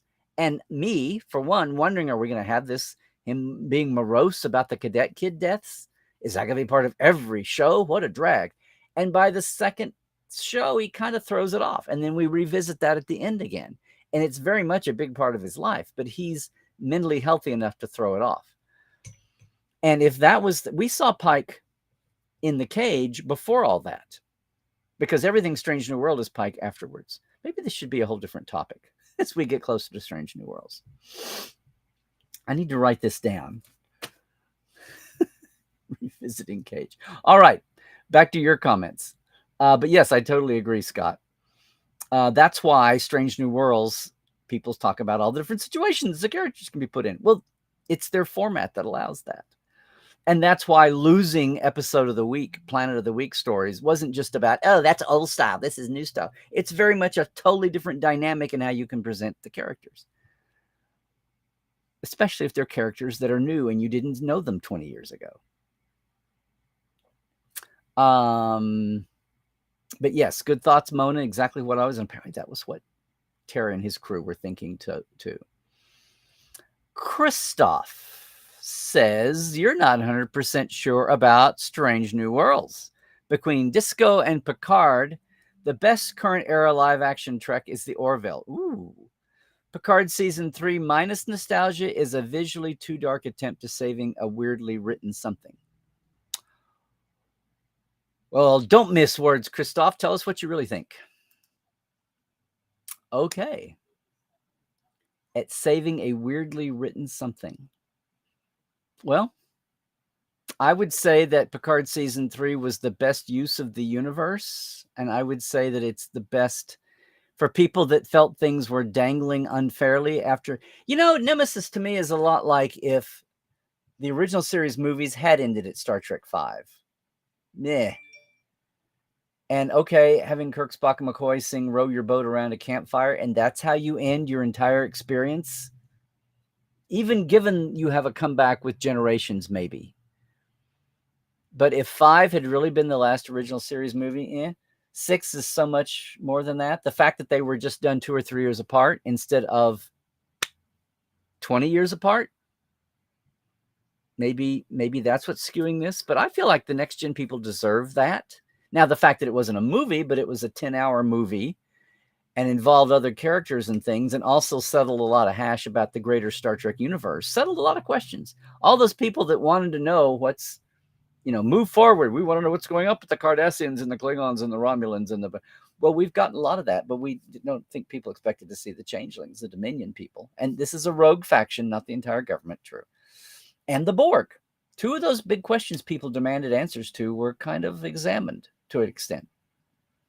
Mostly, the Dominion is apparently settled. A rogue faction who felt personally persecuted still, led by Vadic. Yeah. Okay, now I'm debating you, Christoph. But no, this is a great discussion. I feel like once the dust settles on the nostalgia, what was not nostalgia will be more apparent. But that's going to be we were so blasted for the good. We were so blinded for the good by the nostalgia and the reunion factor that what else was there may have actually been obliterated, but nobody cared in the moment. But I think this kind of a discussion will illuminate some of that. We'll see. These are all themes I want to keep up with. Yeah.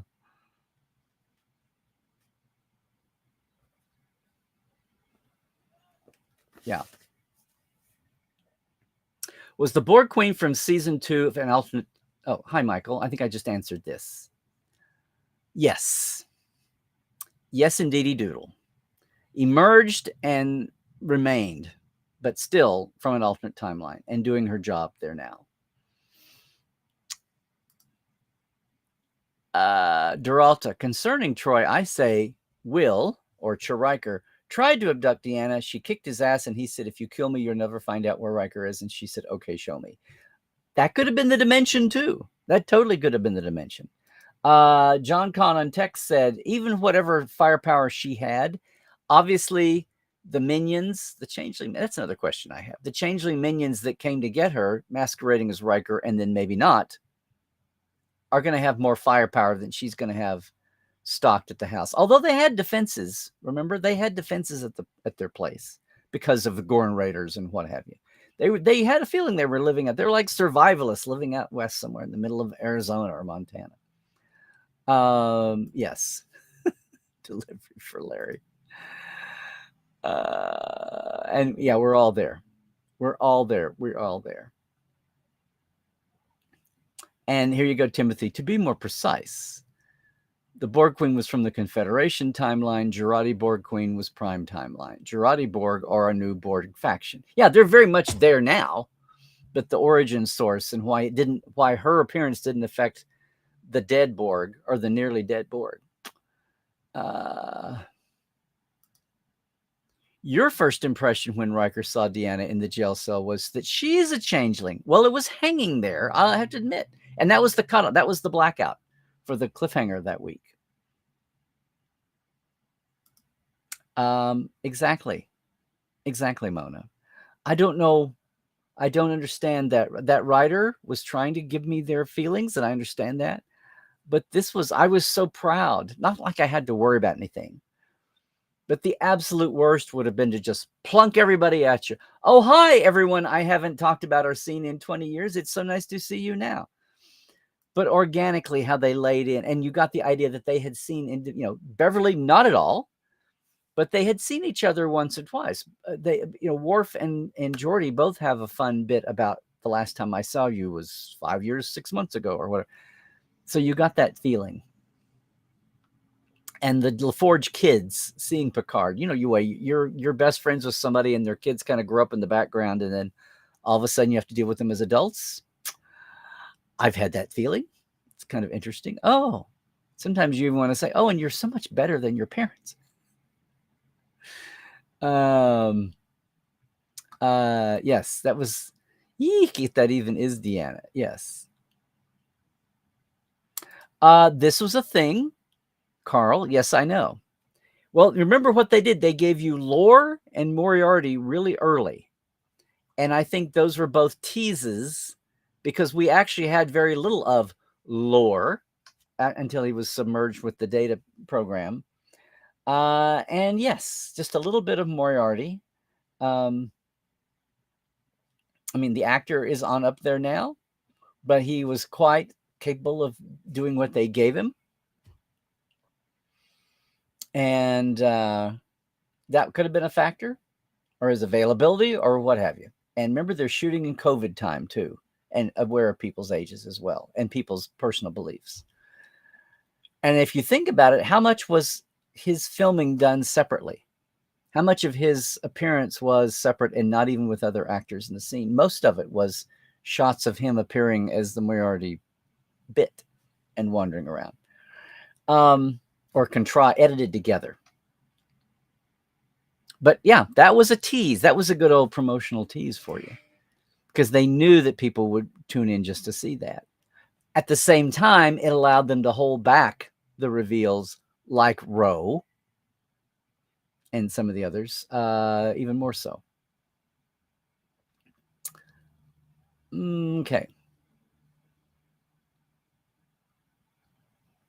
Picard might have worked better as one or two movies was only season 3, more or less. You mean season 3 as a couple of movies? Because people talk about one of the secrets to the function here is the structure, making 3 or 4 mini arcs rather than trying to make one long arc for that. And I think so. You mean the first 2 seasons? Hey, Sophia, you really liked Ed as Jack. Read somewhere he would love to continue portraying him. Me too. Well, sure.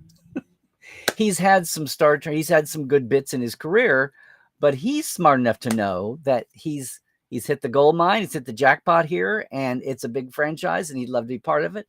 And he is a young actor wanting some stability so that he can have enough time. He would love to have the freedom to get bored with it, so he has to go do something else. Can I try that feeling on? Can I get to that point, please? But no, he's you can tell he genuinely enjoyed it, I think. And I'm sure he enjoyed working with the people and behind the scenes as well as his castmates. And I think that all came through.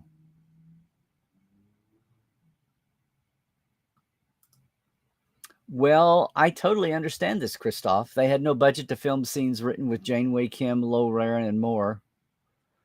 But they had time to film the actors gambling for 45 minutes. Well, come on, Christoph. Haven't you learned enough in life, much less Portal 47? The cameras are set up. The crew are hired. The cast is hired. They're all sitting there. Sure, 45 minutes is nothing if everybody's already been paid for. Writing scenes for these people means props and set dressing and lighting setups and camera things, much less paying the actor and doing the work to write the scene. They had it sketched out, but actually doing it. So no, I totally get it. Especially with the first one there. The idea that they barely squeezed the Q scene might not have happened. And maybe you say, well, I'd rather had Kim as a captain than to see Q again. Okay, fine. But the fact that that's as cinematic and big as this seems, they really are dealing with budgets. Especially, I'm thinking as this wore on, and maybe the retrenching of the industry was already on the wall. We'll see. I'm sorry for goofy Facebook, Justin, but we're glad to have you. And hey, Comedy 4. Glad to have you too. And Tobias, I'm glad you're here. Thank you for also being a Patreon. Yay. Exactly. This was my point. That's cheaper than going to Garrett and Kate. Exactly. This is what I'm saying. Facebook is quiet. YouTube is taking over. Interesting. Well, I won't mind it because it's more view hours to me to help our metrics. So I'm not about to shut Facebook and even Twitch down. But the more on YouTube, the better. Let's see. Mona, you love Discovery. Well, power to you. Some people don't like it because it's different, but I like it because it is. Okay. I mean, I think a lot of people, it's not that it's different. Some people don't like Discovery, and they'll tell you exactly why. And they'll tell you that in contrast to Strange New Worlds, and they'll tell you that in contrast to even Picard 1 and 2, much less 3. But that's their opinion, and they can articulate it and do it civilly, and that's fine. That's fine. Okay. Timothy John, you wrote long. You forgot and you wrote a long piece, so I'm gonna have to pick it up. But if the Borg were totally wiped out by Janeway's virus, why was this not specified? You mean in 2001 in Endgame, or you mean now? The changeling virus is explained thoroughly as being caused by Section 31. I think that the virus in Picard Season 3 was a newer virus. Janeway's neurolytic virus was designed to disable the Queen so that the Transwarp Network hub and shielding would be disabled. The virus in Picard almost seems to disfigure like a traditional virus. We've also seen Borg in a Prodigy, which when awoke, which when awoken acted pretty normal for Borg. Also, we saw the artifact in Picard Season 1, which was functioning perfectly until it experienced the admonition, causing a submatrix collapse. Yeah, well, I'm thinking the artifact, I need to go back and review, but the artifact had been attacked and cut off and severed, and that's why it was an anomaly. And was power plant functioning, but the Borg had been disabled, obviously. The Borg had been cut off. And I have those questions about the Prodigy kids on their Borg episode. Some folks are saying maybe they helped set up what happened here. But as far as that was the plan to shut down the Transwarp conduit and the Queen herself on Endgame, Janeway's virus, the neurolytic virus, maybe it had repercussions beyond what they had foreseen. And the organic decay of some Borg and the shutdown of the system, that's what they got back to. No, I can see the Borg being vast and complex enough. And why wasn't it specified? That's the intention. And now it's a thread that can be picked. It's yes and. It's improv for writers in a franchise. You never want to shut down anything, because then you just have to go that much further to bring it back. And people go, oh, that was fake. That was cheap. That was false. Even the resurrections of Shaw and Rowe are totally plausible. And people were saying them the week they happened. Amid the mourning, people were saying she could have been beamed off that shuttle right at the last minute. I mean, refreshing our watch, just the first 2 episodes we've seen in our rewatch, the way the Titan springs in to cut off the tractor beam when you least expect it for the Helios 12. Remember, it's the SS Helios 12. When the Shrike has the Helios in his tractor beam and is pulling it in, and the Shrike pops out of a warp and cuts off the beam physically. Yeah. Yes. Never say never. Anyway. Comedy forecast. You're here for all of it. Bring on Academy, Section 13, Strange New Discovery, LDS, STL, St. Louis. STL. I guess that's set up. Or leg. Star Trek Legacy. Oh, we haven't had the 3. People are so happy about Star Trek Legacy and the campaign. They haven't even had the debate on what the 3-letter code is. That's funny. Okay. Thank you all for helping me get my future topics here. Yes, indeed. Well, you and everybody else, Duralta. That was the point. Oh, Tobias, you're in Milwaukee. I don't know if I knew that, but thanks for letting us know. Wow, Comedy 4. You are a day one. First gen fandom. Alrighty then. The petition is very much astroturfing. It was started by the podcast dudes who Terry visits frequently. Well, okay. They started it, but are they responsible for are they running around paying people to sign it? So, which to me is what astroturfing is. But okay. I mean, I'm not going to, it's obvious. I can look around. This is the biggest reaction to a series. This is even topping, well, Strange New Worlds started as the demand for Pike Trek and then morphed into Strange New, which many people are enjoying, even though I would say I have more quibbles about Strange New than others. And some things I'm resigned to the fact it is, but I have no problem with it. It wouldn't have been my first choice, but I can see slicing it. Some things I was on pins and needles about. We've talked about them before. The way that Uhura and Chapel are being dealt with versus their legacy bio. But you go back and check the script, look at the record, look at the transcript, and it's walking the line so far. Here you go. The score is among the things you love best about Discovery. I guess, do they have a score in Discovery? Oh, yeah, I guess they do. Yet Prodigy is your number one current Star Trek show. Many people say this, and you are not alone. I talked to more people than Cadet Alice about Prodigy, followed by Lower Decks, and then Strange New Worlds. So are you talking only about score, or are you talking about overall, and you just mentioned score in regards to Discovery? So Picard is your number 4 series, or your number 4 score, or something?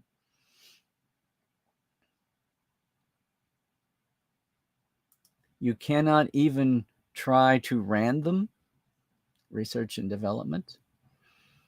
You think Alex saying we hear you is very much what he said about the fans demanding more Spike, Spock, and Una. Well, yeah, mainly Pike. I think mainly more Anson Mount. But yeah, all of that. Oh, it's totally like that. It's totally that playbook page there. Lower decks. You'll get there. And we've got the crossover Lower Decks Strange New Worlds to come to. Hey, Dr. Moore. Did I say more? I was what's that thing where you combine the two words? Dr. Moore. Yes. Hey, Mohammed. Your favorite Enterprise season was the 3rd. Really? You love the Xindi arc. Oh, it was because of all that species stuff, right? All that bio-Trekkie stuff. How do you have 5 intelligent species on one planet? As long as they all have a mark in their cheek, they can all come from different, genome types. The 4th was nice with the 2 to 3 episode arcs. Okay. Well, now you've got me going. Now I want to take a poll and see what people's favorite season of Enterprise was. That would be interesting. I just thought that season 3 was the answer to we're going to cancel you unless you get more ratings. So Rick and Brannon's go-to was action, post 9/11 action. And season 4 was the show I always thought we'd have all along. It's like, oh, look, it acknowledges that the original series exists. And it was before people thought they had to undesign the original series. Okay, that ship has sailed. Anyway, thank you, though. But you've just given me an idea for a poll. Dr. Noor.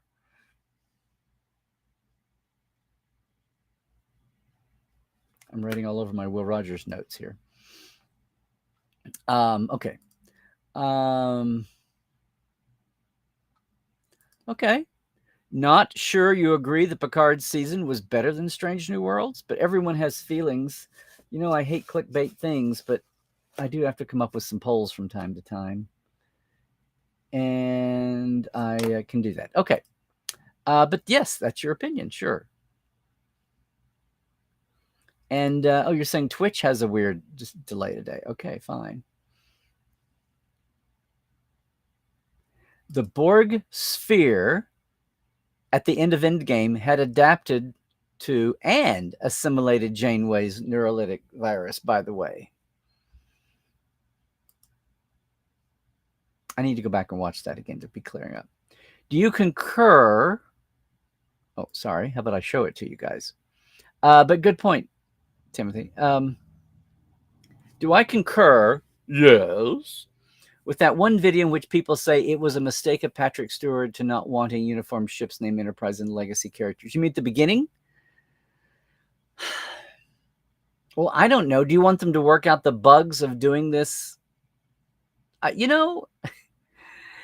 If there are people who feel like there was this brick wall of 3 seasons and they feel like they had to tread water for 2 before we got to this point, the same way I feel like we tread water for 12 years of Kelvin movies before we were able to get back to prime timeline, and we wasted 12 years doing that with these actors and or something newer, or writers and creatives and behind the scenes folks, that we lost them for 12 years treading water through Kelvin. I feel that way, but then I know that the outside world is not me, and that there are everything from the sociology and psychology of suits and bean counters and mundane audience and TV technology and the passing world of science and technology. A lot of things maybe I wasn't happy about got in the way. And maybe this is just the way it had to be. That short-circuiting something, well, we did short-circuit something, and we wound up with the Kelvin movies. So people are saying that those 2 years were wasted and we could have just gone right here for now. Maybe, but there are also the factors that we can't understand. And yeah, it was only 2 years versus 12. But the central hub in all of this, why it was done the way it was, why it was filmed in California and not another Toronto Trek, was Sir Patrick. And if anything else, he's the one with the clout that made this happen, or didn't. And what he says goes. And if he psychologically had to get him over the very human, and I would say very expected human and actor response to reinventing, going a second time to the well on a beloved worldwide span, the very fame and popularity and demand that's pushing for it is the very thing that could trip you up, the very thing that could cause you to implode if you don't fulfill that. And I don't think he was afraid of that. I think he was just feeling that he's 20 years older and he can't do, his paradigm was the run and jump box of Next Gen every week. And he's thinking like, well, I can't do that again. So we're going to take this, and they just saw the Loganization, the Logan movie, to age that character. So I think that's what he was mindful of. But you had to go through that door to get to the next door. And that's what he had to do. And I wonder if the quality of this Terry Matalas wasn't involved in the original circle of writers for season 1. Would he have magically showed up just because Patrick wasn't in this kind of a mindset? So, be careful what you wish for. You may get it. That's what I'll say. And the door is not shut. Patrick has opened the door now that they got through it to see what it felt like. And now with this setup for a future, they were being not so coy about it months ago. Last fall, I think, was that panel about, we could do a movie if we don't do a series, because the idea was if there's anything, it would be the legacy series with them making occasional, pop-ins in the spinoff. Frasier occasionally had Sam or Lilith pop in. So it would be that kind of a dynamic. Very apropos since old Paramount legacy shows. There you go. Y'all need to hit the like button. Thank you, Mona. Everybody on YouTube, hit the like button and subscribe and hit the bell too. As if I just kept reading the chat was said. Okay, Comedy 4, your main problem with the ending was the fact that Jack and Jean-Luc are still part of Starfleet. I mean, Locutus and Locutus Jr. both decimated the fleet. That's a lot to keep overlooking. Well, are they going to punish? He's not a... Data was a walking access point 3 or 4 times at least over the course of the season. And then in First Contact, are we going to take Data out of commission? He wasn't until this form of Data came back, and he was put away in the Section 31 cube, mainly for the lore aspect, not so much Data. But yeah, I can see that. I'm just saying, I don't think it's under, sometimes your biggest stars are the people you put up with the biggest eccentricities. And I don't believe these aren't eccentricities by Picard or Data. It's not like the demand for a certain color of jelly bean in their green room every time they have a concert. That kind of wackadoodleness.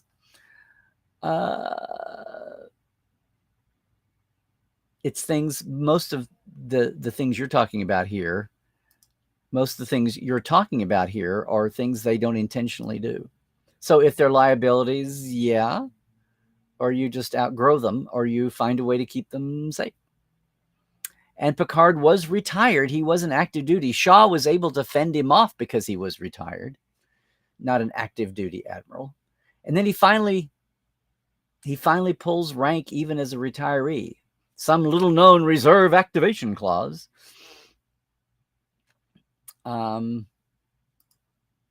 Christoph. Season 3 was all 911. Season 4 was when it really started. Sadly, they were canceled for. Oh, you're talking about Enterprise again. Yes.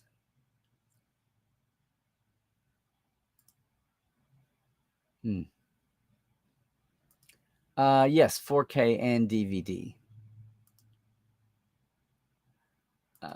Okay.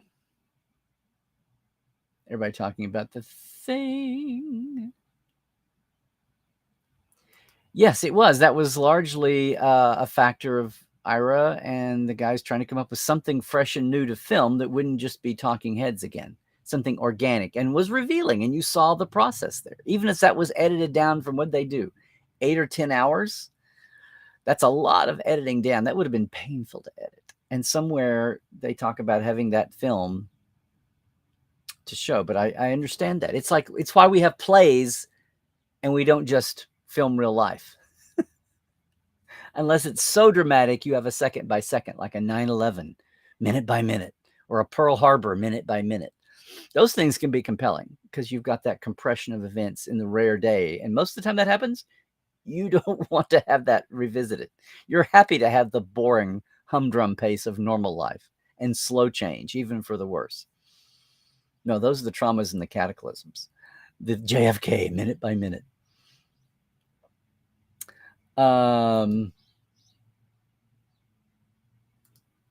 Amusing. You looked up Star Trek V the other day to look something up and had it since it released, but it was still in the shrink wrap. Yeah, watched it online. I know. I'm that way. I've got every new release over here from reviewing, but a lot of them I've never opened. And why I still have my original cardboard box TNGs by series.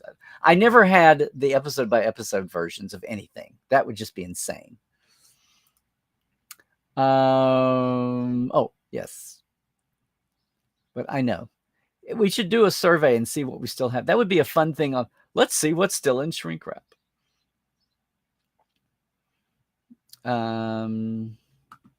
Okay, of all the TNG movies, you only got 8 in 4K.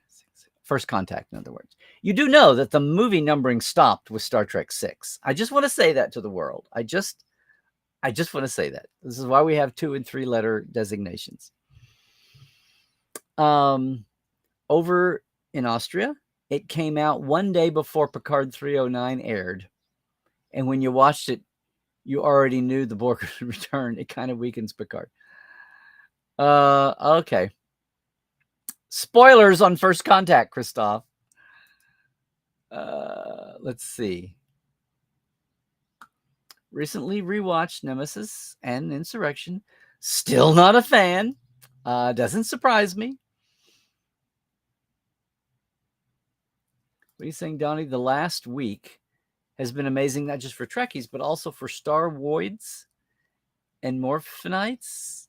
A Morphinite is the Power Ranger equivalent of a Trekkie. Oh, okay. Thank you. I didn't know that. Star Voids? Is that your Star Wars oids? I just always call them Warsers.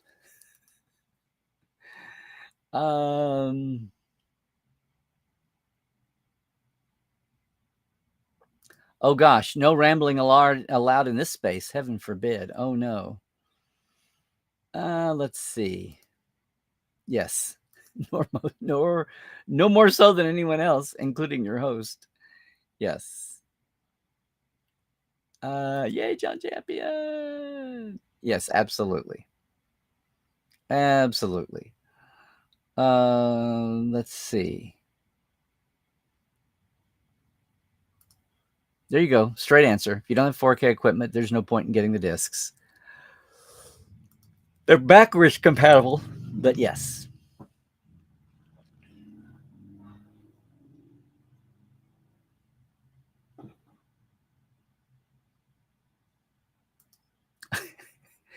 Okay, inquiring minds want to know, Mohammed, what were you trying to check in Star Trek V? Well, thank you. And you know what? It's all about the people, Mohammed. I mean, I come prepared to do everything, but it's what individual people want to do, and I'll fill the gap and take them in, and yeah, and the fact that we've worked it out ahead of time. What do they want to see, and then I advise them. Trekland, Trex.com.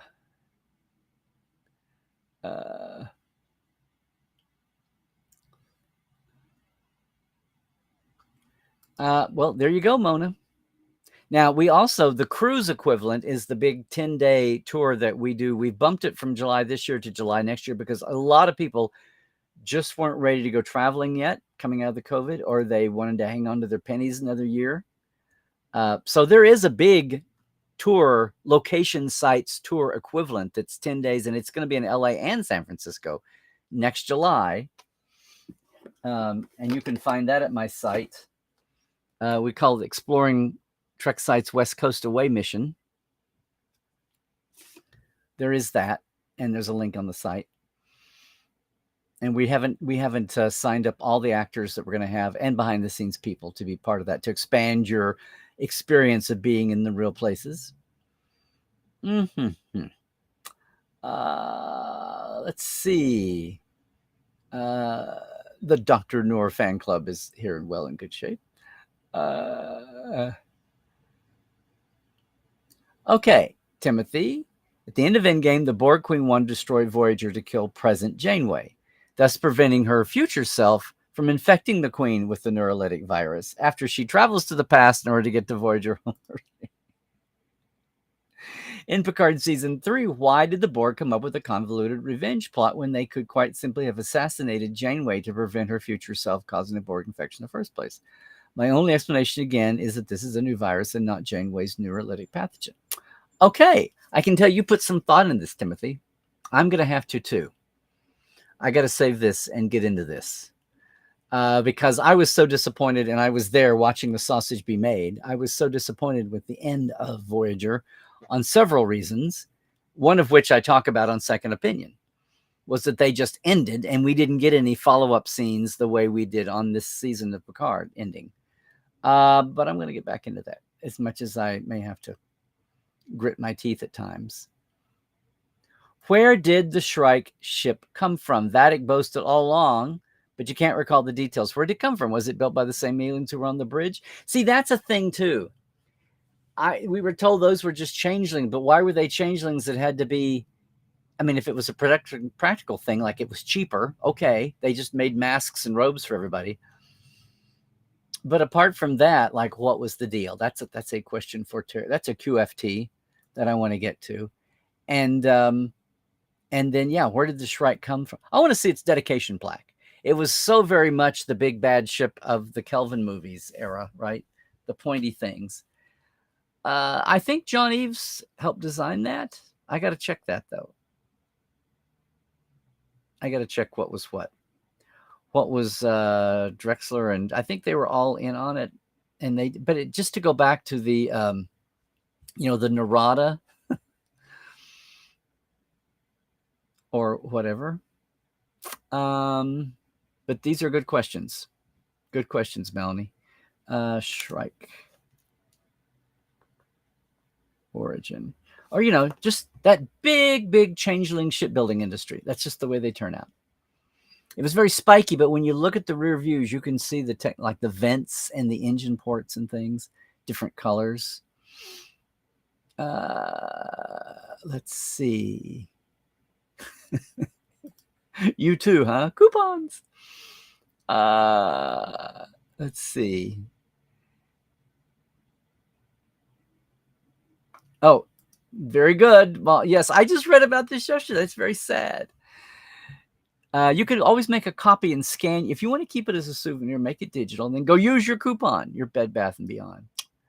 Very sad. Always knew where to go if you needed something bizarrely obscure, to where to go get it live, if you weren't going to do it on Amazon, or to go see it in person to try it out.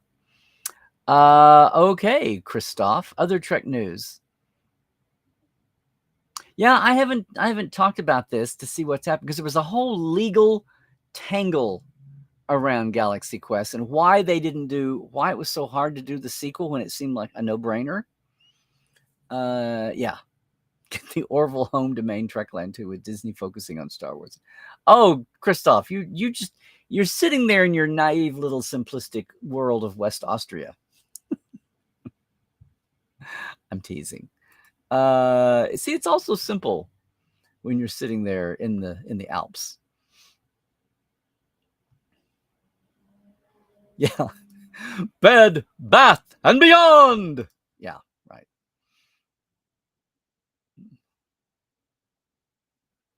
See, this is all kind of yeah. These are some little down the line, down the ladder questions that are still worth asking and answering. Very tentative on that Galaxy Quest, though. Yeah. All right, Christoph. Star Trek news. This is everything I'm not answering for you enough, huh? It seems Strange New Worlds season 2 will run in European on Thursdays. Oh, good. Strange New Worlds will debut globally on the same day. No more 24-hour. Where was this? Was a news story? I haven't had time to check and see.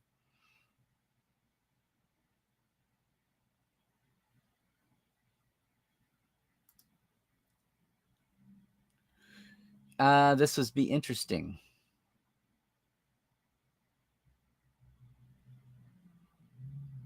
If it's midnight Pacific, does that automatically mean 8 a.m. UK time on the morning? Or is it all everybody's local? Yeah, that's a question to know. Mohammed, you're blowing me up here. There was a Bed Bath & Beyond set movie. Okay.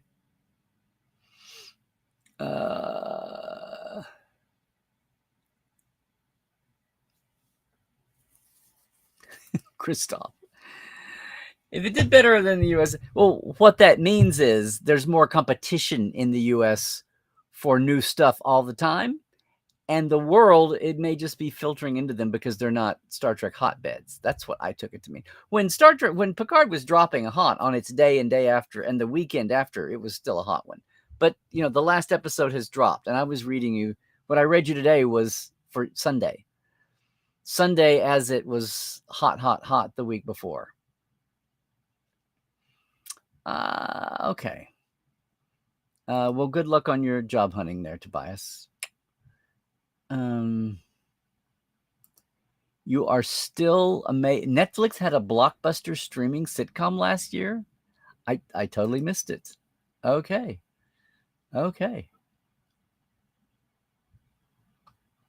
And you're already answering the question, Mohammed. Okay. More than one word click.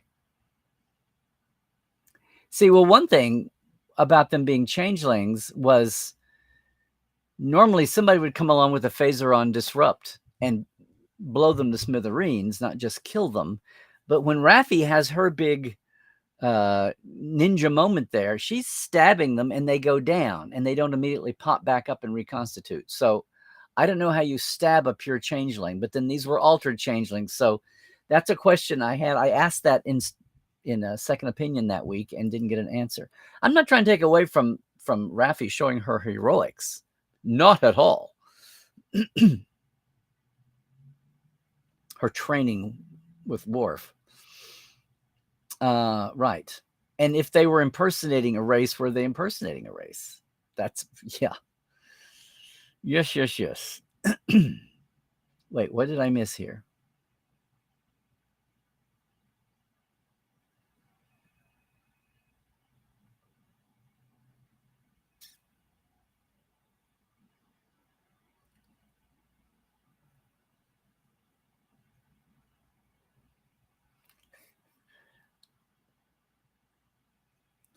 The actual movie title was Bed Bath & Beyond. Hi, Denise. Hi, I hope things are going well with you. Hope you can join us for, I'll mention this, but guest nights tomorrow night in the portal. And it's Dave Blass. And we might even have an addition. I have to get in and check my mail. Okay. Questions, gang.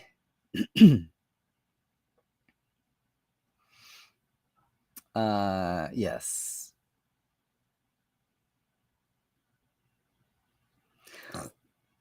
So yes, Terry said they were all rogue changelings who wanted revenge for the defeat and the virus. Vanix was personally about being tortured while she was being probed after being captured in the war. And could it be, oh, this is fun. It's at the end of your comment here, Timothy. Could they be the equivalent of a Section 31, the secret police rogue faction of changelings?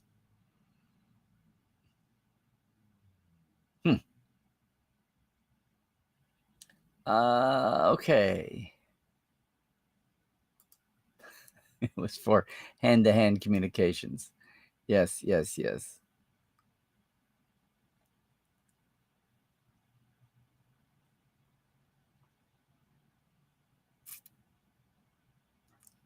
Okay, the bona fides of Innsbruck as a sci-fi capital.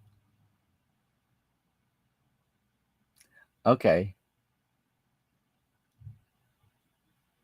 H2G2 is really what Hitchhiker's Guide is, a Hitchhiker's Guide to Galaxy? I had not heard that. Okay, that figures. It's so, yes. Were the scars on Vatic a Borg-like vein? See, that's what I am curious about this. I've been to this.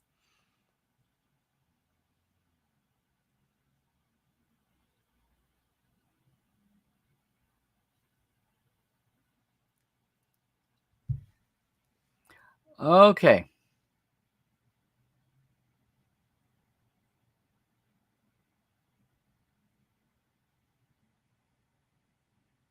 Okay.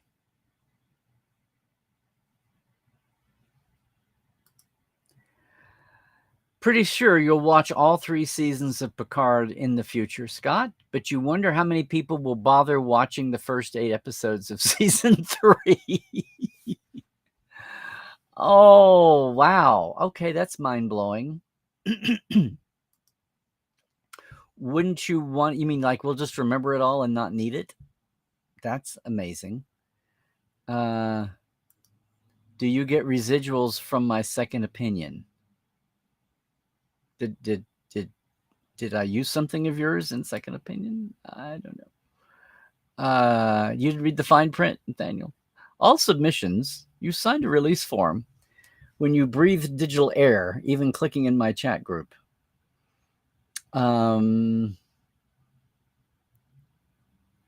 You want to see Philippa Georgiou take over Section 31 in 2 hours and then leave to not have to be part of it after that. Okay.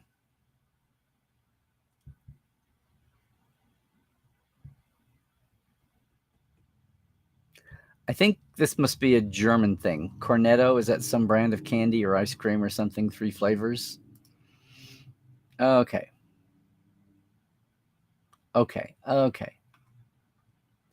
When Q showed up in the finale ending of Picard with Jack, knowing Q can take Jack anywhere, maybe he will transport Jack to the set of Outlander and he'll be a horrible outlaw.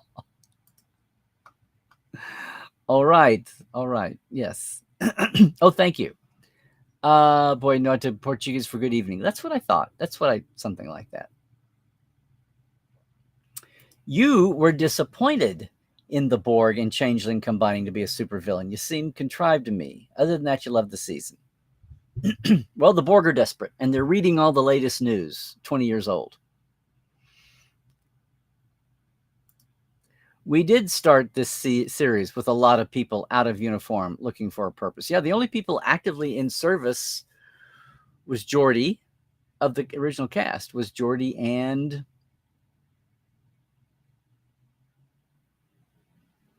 Worf is Starfleet intelligence detached. Picard is retired. Riker's retired.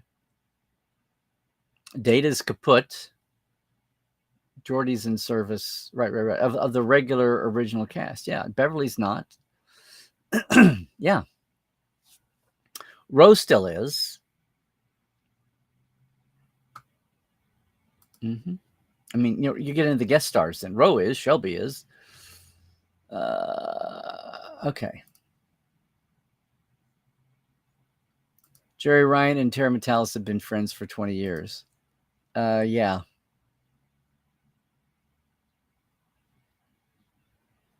Yes, the Dear Jean-Luc video. I thought that was so funny. Cheeky fecker. But it's 24th century. We're above all this. It's okay. I'm a Romulan operative. Things happen. Didn't expect it to take this turn, but then I didn't expect to take the last 3 turns. So there you go. Leaving Picard's love life to open debt? Okay. Not everything needs to be known. Okay, so see, we agree on something. Yay. For better or for worse, there's no indication that Jean-Luc and Bev are back together romantically. As someone pointed out somewhere, they never even touched the entire season, which was an amazing revelation. I wish I could see who said that. If you said that, please let me know. Anyone? Yeah. I'm in the who cares, just tell us camp of Laris and Beverly. Yeah. But I see it as a legitimate question. I totally get that. And I totally get people feeling that. And of all the things left hanging that weren't totally checked off, that would have been such a little one to deal with. So happy for me about the Picard characters, Larry. No, it was her husband. Shaban, yeah. I know, they didn't feel like a married couple, did they? Even being Romulan. And he was a northerner and she wasn't. They were different Romulan subspecies, yes.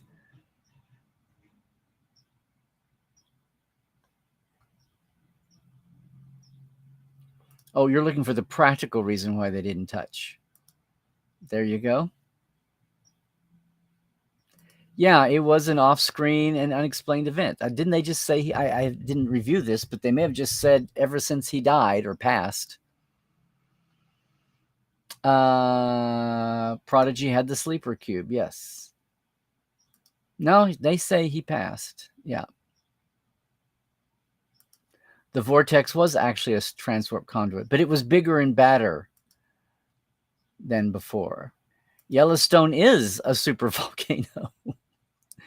Yeah. Maybe someday we'll figure it out. We've never gone back to the Nexus. We've never talked, and they've done it sometimes in books and comics, but we've never on film talked about the makers of the Doomsday Machine. Talk about an old chestnut that's still sitting there. Lots of people have done their take on it, but a lot of things from the 80s and 90s in comics and books have been bypassed and overlooked or even forgotten. Should have been connected to the tentacle things, I know, from season 1 of Picard, and been a control thing. One positive, LaForge was recontextualized without changing the personality of the character. Burton played a character that was nurturing and empathetic. How he captained the Enterprise was a brilliant display of democratic leadership. There you go. Well, it was Picard without using the conference lounge, right?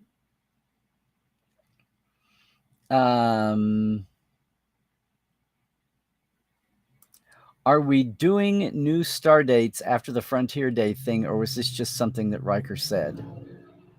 I hope we're not doing new star dates. That's one thing yeah.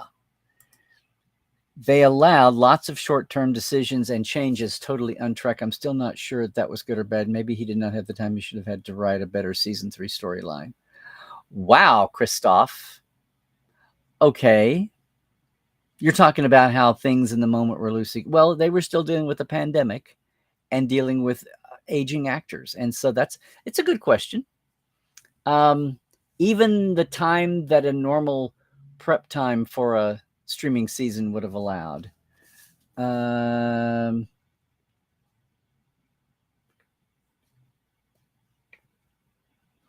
know at least once or twice I wondered why he wasn't at a Comic-Con, and I just DM'd and I said, why aren't you on stage here? And he's like, I'm writing. Somebody's got to do this job. Which I want to get back to.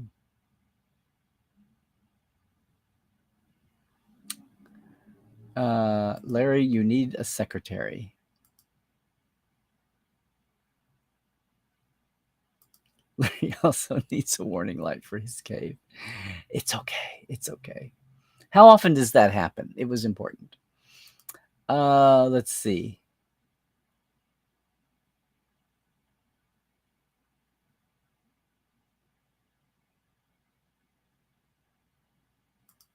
I could just rewatch my live, then take all the notes. It's easier. No, this thing will go on for 4 hours. Are you kidding? That's 4 hours I don't have.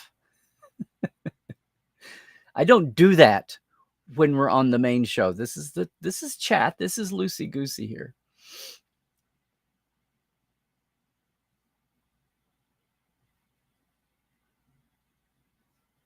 You watched one episode of The Orville way back in the beginning. It was painful at times in the beginning, I know, but it settled down after 3 or 4 episodes. And then season 2, and then this last one was far more streaming serious than ever before. LaForge was also an amazing museum curator. I know. I hope Margaret Heidekamp and LeVar ever have a chance to meet up and compare museum notes.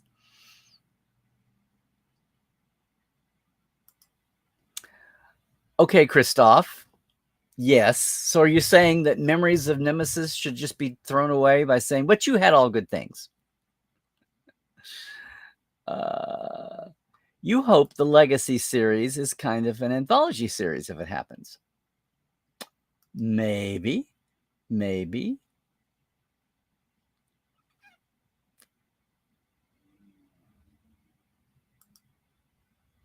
You're saying you agree it needed a send-off, Christoph. Is Picard season 3, is this better send-off? Okay, then. Good in bed, bad at pizza. I know.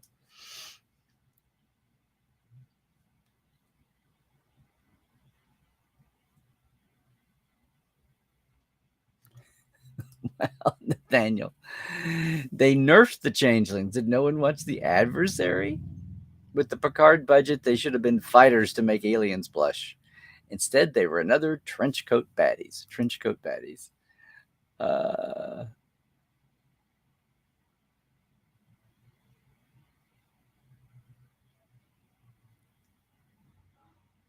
Hey, Rico. Rico's storming the thing every. Great seeing you, too.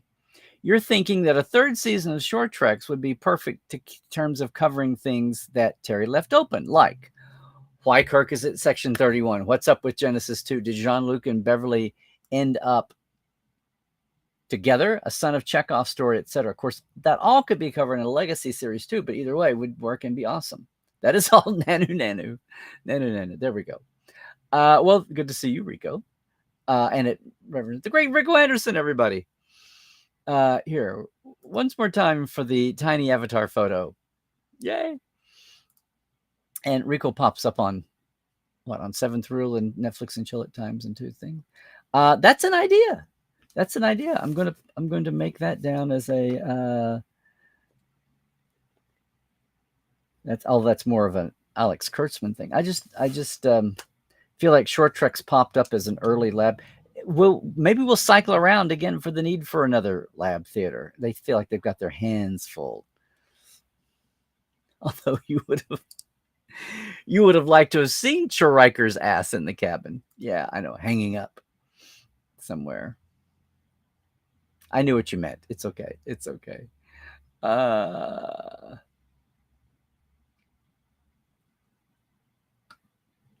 This is what I'm thinking, Mona. Although I've watched The Orville, I'm thinking I need to watch 12 Monkeys now. I always felt bad that I wasn't, but there was so much to happen. That came out, that was done about the time Trek was gearing up, and all of a sudden we had Trek again after the fallow years. Mm-hmm.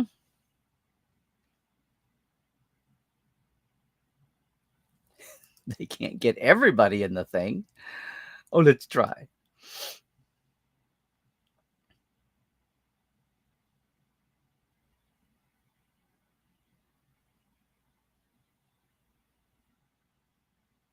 You're combining your Aragon and your Star Trek here, Duralta. More Jack Crusher before he rides on Saphira again. Okay. Oh, excuse me, gang. How great was it that the budget kept Harry Kim as an ensign? Well, technically. Yes.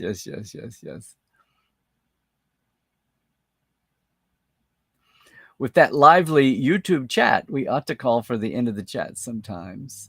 Yes, indeed. Yes, indeed. Hey, Wanda. Good to see you too. And yes, this is a question we're all having. They still seem to be around at the end of the season after the Borg are defeated. Are they plotting more revenge? They are. Well, the changelings at large are the founders. This was a rogue faction, but that's a thing. Yeah. I can't believe that's a thing. I think people understand this was a rogue faction. They're not going to blame the entire thing.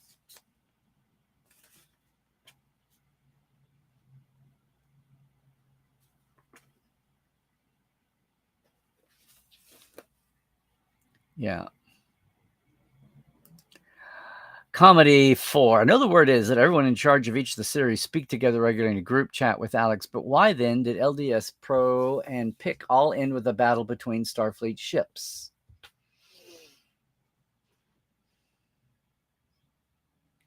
Oh, that was Prodigy. Oh, the story. Well, remember, these are years apart and wacky things have happened. Hey, Ultimate Computer was a battle between Starfleet ships for various reasons. So it's a thing that happens when you're that big and whatever. Will that lead to more animosities between the Federation and the Dominion? Well, that's an interesting thing. It's a rogue faction, but what do the diplomats do? Tune in next week.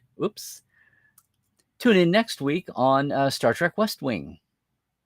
That's exactly the kind of thing that would be handled. Yeah, that could be a future topic for Star Trek West Wing. Well, this is the obvious one. Her warp command can't be engaged, hit it, or blast off. I'm trying to think of is there a Borg overlap term that could be? Yeah. Assimilate the engines. Dilithiumize. Factor it. No. Warp away. You should just say warp. Commence warp. There we go. What will happen? Oh, you're asking, huh? When the Dominion tries to take revenge on Starfleet for ridding itself of the changelings. Well, that's far gone. These were rogue changelings, remember? That way they can reuse more shots. No, Christoph, that way they can sell more ship toys. Okay.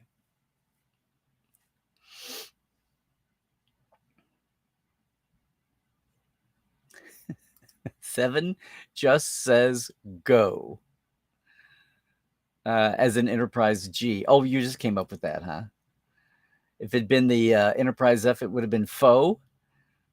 Mm-hmm. Yeah, this is what I was thinking down this path. Warp will now commence. Comply. But she's not 7-7 anymore. I was trying to find a short. That's why I like commence warp. Mm-hmm.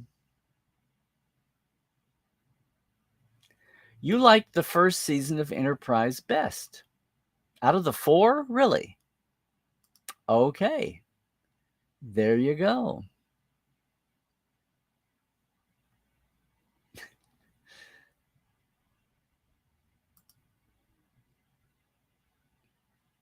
You still like 1 better than 3. Yeah, I can totally see that. I totally see this. Could Empress... This was said. Remember when Discovery was first on, people were trying to do all kinds of Empress Sato to Empress Georgiou links.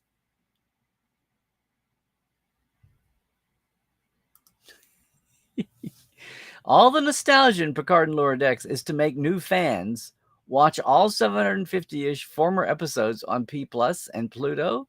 It's a business model. Well, yeah, or maybe they just want to do it. Maybe they just want to do it anyway.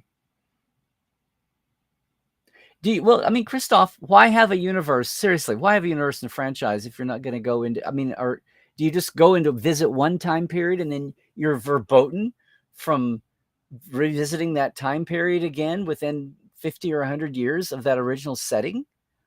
To me, it just it's made all kinds of sense for 30 years. I've said this in the 90s. If you would do another focus, but if you overlap lifespans, then have people show them as, it solves the problem of worrying about actors getting older. Just show them at that age.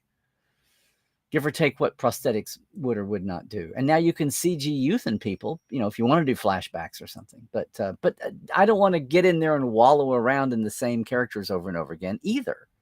It's like, just go where the fun takes you.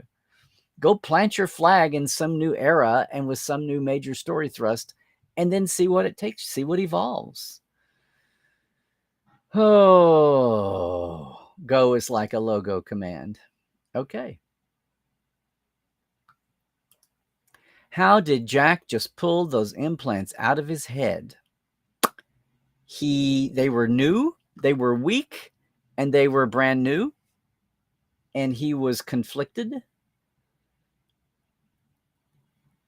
Carefully, and yet moaning with pain, I imagine. Yeah, it wasn't hard. And Patrick's was hard to do, emotionally and physically too.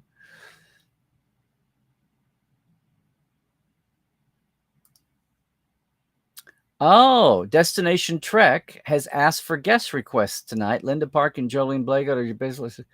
Christoph, maybe you don't need to only have guest actors. I was blinking in First Contactees. They're just like Borg, like Michael Westmore Jr. did. Oh, should have written 9/11, not 9/11. But you know what? It makes sense either way, Christoph. That's fine. That's fine. The fall of the Berlin Wall, minute by minute. Yeah, normally minute by minute is associated with a trauma that happened. Part of the reason it's memorable is that it was dramatic, is because it was a compression of events of all kinds. So, but you're right. You can have the rare thing that was minute by minute. Of course, it felt very real like that to you because you were there witnessing it firsthand. But I'm with you. I never heard of Star Warsoids. Gators and Warzers. Yeah. Yes, exactly. There's lots of questions we need to know. Dwight Williams. Oh, hi there. Hi. The Shrike was bought from Quark's Crazy Shuttles. Yes, Mr. Douglas, have you seen the newest thing from Quark's? Okay, Mr. Haney. Okay. Oh, hello. Sabco BDS. Hello, everyone. First time on live and a bit late. Okay. This is you from another handle on another platform, but I'm glad you're with us, and there's no such thing as being too late. How much of a factor? Hey, Jerry, I think you've been with us before, but welcome to Tuesdays. How much of a factor are the Taylor Sheridan produced series on Trek production in terms of the money, like competition for attention and eyeballs? I don't, how much is left for Trek? Well, I mean, it's there. It's not a zero-sum game. There's not like a big pile of Paramount Plus money and that kind of thing.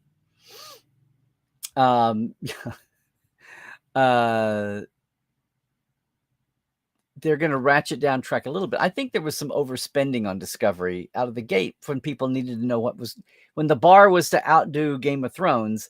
That was the original impetus for Discovery. And that's been a whole gargantuan, 8 years ago, 2016, 2017 debut, madly overspending overtime because of all the stops and starts and changes. So yeah, it's been 7-8 years, and the paradigm has shifted and changed, and things are a lot clearer of what the medium can, what the channel and the paradigm budget format can, the business model can take. So there's still enough. They're not giving up on Trek, obviously. And the Taylor Sheridan, if nothing else, what's got the legs here? Star Trek's proven itself for going on 60 years. This is the new kid on the block. Hot now. Who knows where it'll be down the line? That's true, and of course they're going to ride that. But I don't think. I think there's a lot of smarter stuff, and as Star Trek accumulates a warehouse again, the way we had during the Berman years, a lot of ways to amortize things and more bang for the buck. And you were seeing that big time in Picard, and like Dave Blass is talking about it, we haven't heard so much about the Toronto side. Part of that's just because things are more expensive in LA than in Toronto, and Toronto's cheaper. But that said, I think it's not so much about the budget end as it is the wavelength end and the psych end. That in the beginning, Paramount Plus was totally dependent on Star Trek. Now they've got another franchise that's booming, and they don't have to put all their emo eggs, their dependency eggs, in the Star Trek basket. So that's a bigger question to me, about more than just raw money. It's just the perception of need, the perception of how indebted are we to Star Trek.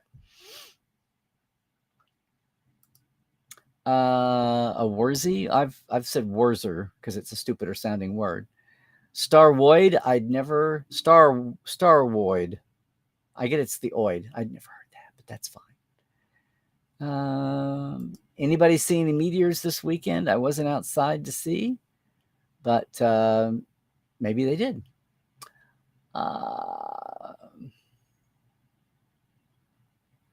It already came and went, Blockbuster. Okay, I remember reading a little bit about it, but there you go.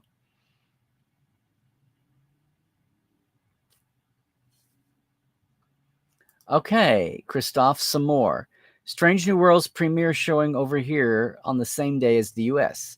Paramount's announcements say so, and their German office confirmed it when a German fan site. Still not sure on details. Counting time zones, we might see Trek before the USA. You mean like at midnight? You would have it at midnight. You'd be seeing it at midnight, and that'd have to be 4 p.m. on Wednesday. Is that what you're saying? Or 3 p.m. So they're saying they're going to show it at midnight your time in Germany, Austria. That's interesting. We'll see. Well, yes, that would end a lot of wackiness, bitterness here. Treat your prisoners badly and it comes back to bite you is not a bad message to send out. Well, that's one thing I was saying. I could see two big Trek messages this year, aside from just legacy. One of them being torture and prisoners, and there is no such thing as it's okay for the good guys to do it. And the other thing is that generational bit in the warnings about being overly networked and giving up too much of your freedom to being networked. Season 1's about to stream on Pluto TV for free. There you go. It's a choice. There's too many good moments. That's the thing. It's not just about the big arc. It's the character moments and bits. It's been fun to watch. We've watched the first two already so far, and little things that I'd forgotten about. Moments more. Okay. End of the chat, guys. End of the chat.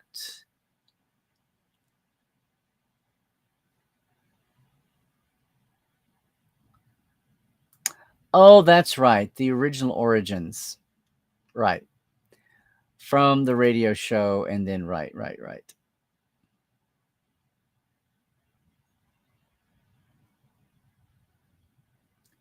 No, you meant as a prolonged storyline for Georgiou to get involved with Section 31 and ultimately work her way up to the top of command, not to disappear after a 2-hour movie pilot. Well, you mean prolonged. Okay, wait. That's going to interfere with Michelle Yeoh's ability to be in the thing, unless you're going to recast her.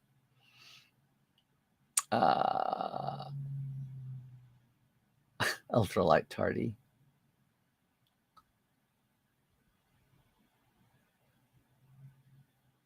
Oh, okay. Okay, Simon Peggs. Okay. I agree. Dwight. I love Laris.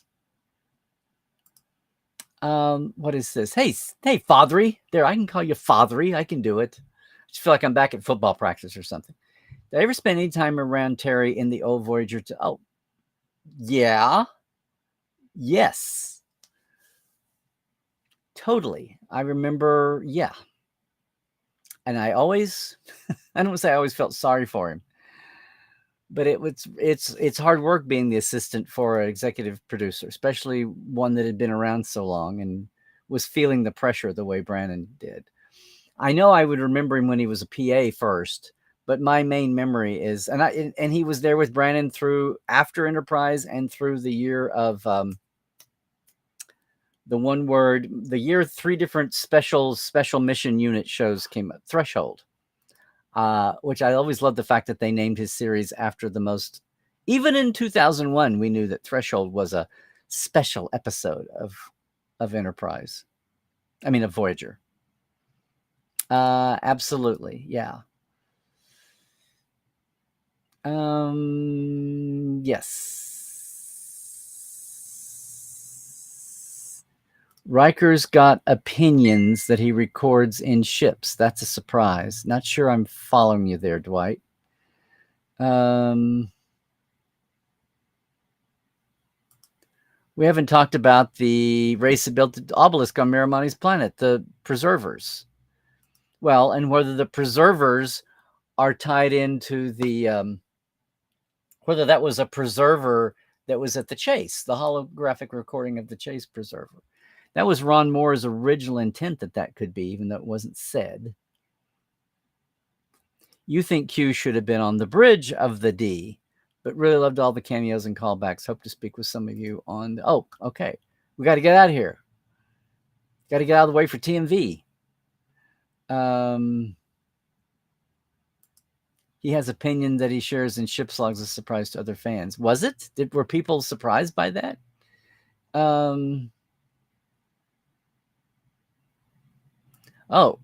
Could the same makers of the Doomsday Machine have been the makers that merged with Voyager?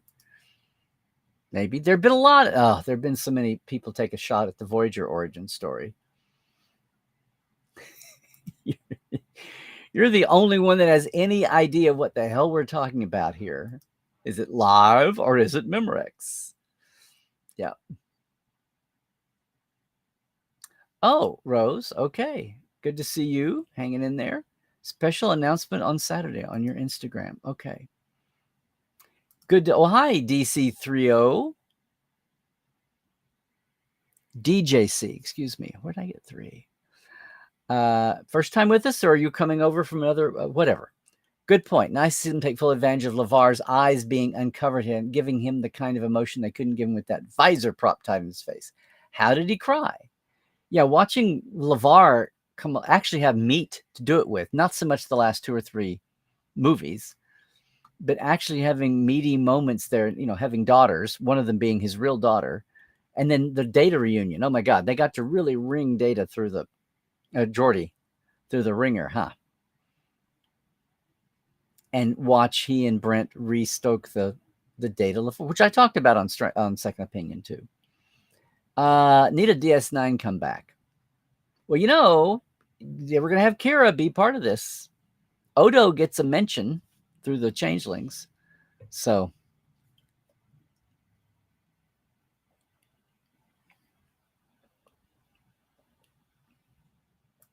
I need to see Ghostbusters after. I need to see both the Ghostbusters. I always meant to not boycott the all-women Ghostbusters. I meant to see that and see the other one.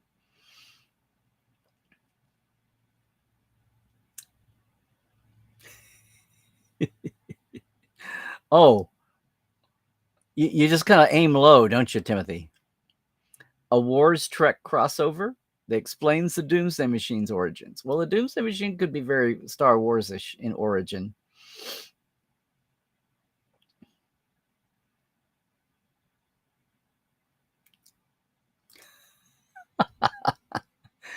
Well, a little bit scared of the 7-8 week gap for Strange New, but I've also got Second Opinion to do too. I wish I had a new. Well, the companion. I don't know. It's just, YouTube kills your comments text if you do smileys. So bazinga. Oh, really? Okay. Oh, hi, Sapko. Okay, real person. Right. Well, the short treks weren't done to be a short trek. It was like we want to experiment with animation formats, and we want to experiment with people and writers and directors, and it's lab theater. It's like workshopping a play, only a little bit bigger. That Star Trek: Arls of the Federation, inspired by the novel by well, I had that idea. No matter what anybody did in fiction, that's what I've wanted since the 90s.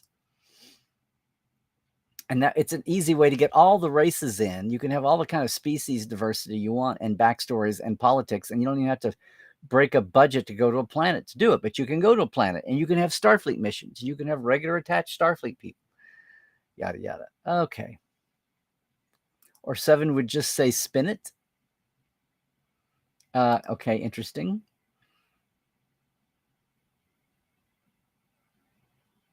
That's fuck it. We're sailing is 7's send-off word. Is that it? Spin it. I gotcha. And every time she gives the command, she has to do a spin. That's it. Is this gaining ground and traction? Is there a change.org petition for spin it? Is that what it is? Okay.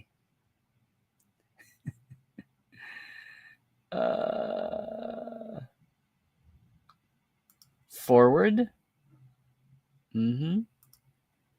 Okay, now what now? Picard 2 versus Strange 2. All P Plus said was June 15th in UA and UK GSA. Theorized we might actually see it before the USA, but very surprised. Midnight PT might be realistic. That's 9 a.m. here and 8 in the UK. Yeah.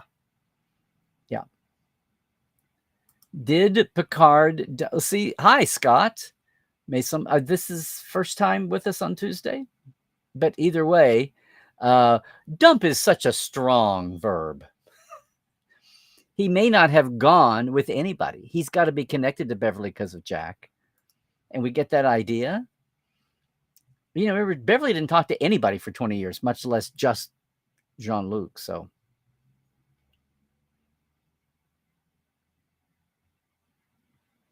What works for Michael Knight works for Empress Georgiou. Just give her a new face if necessary. Oh,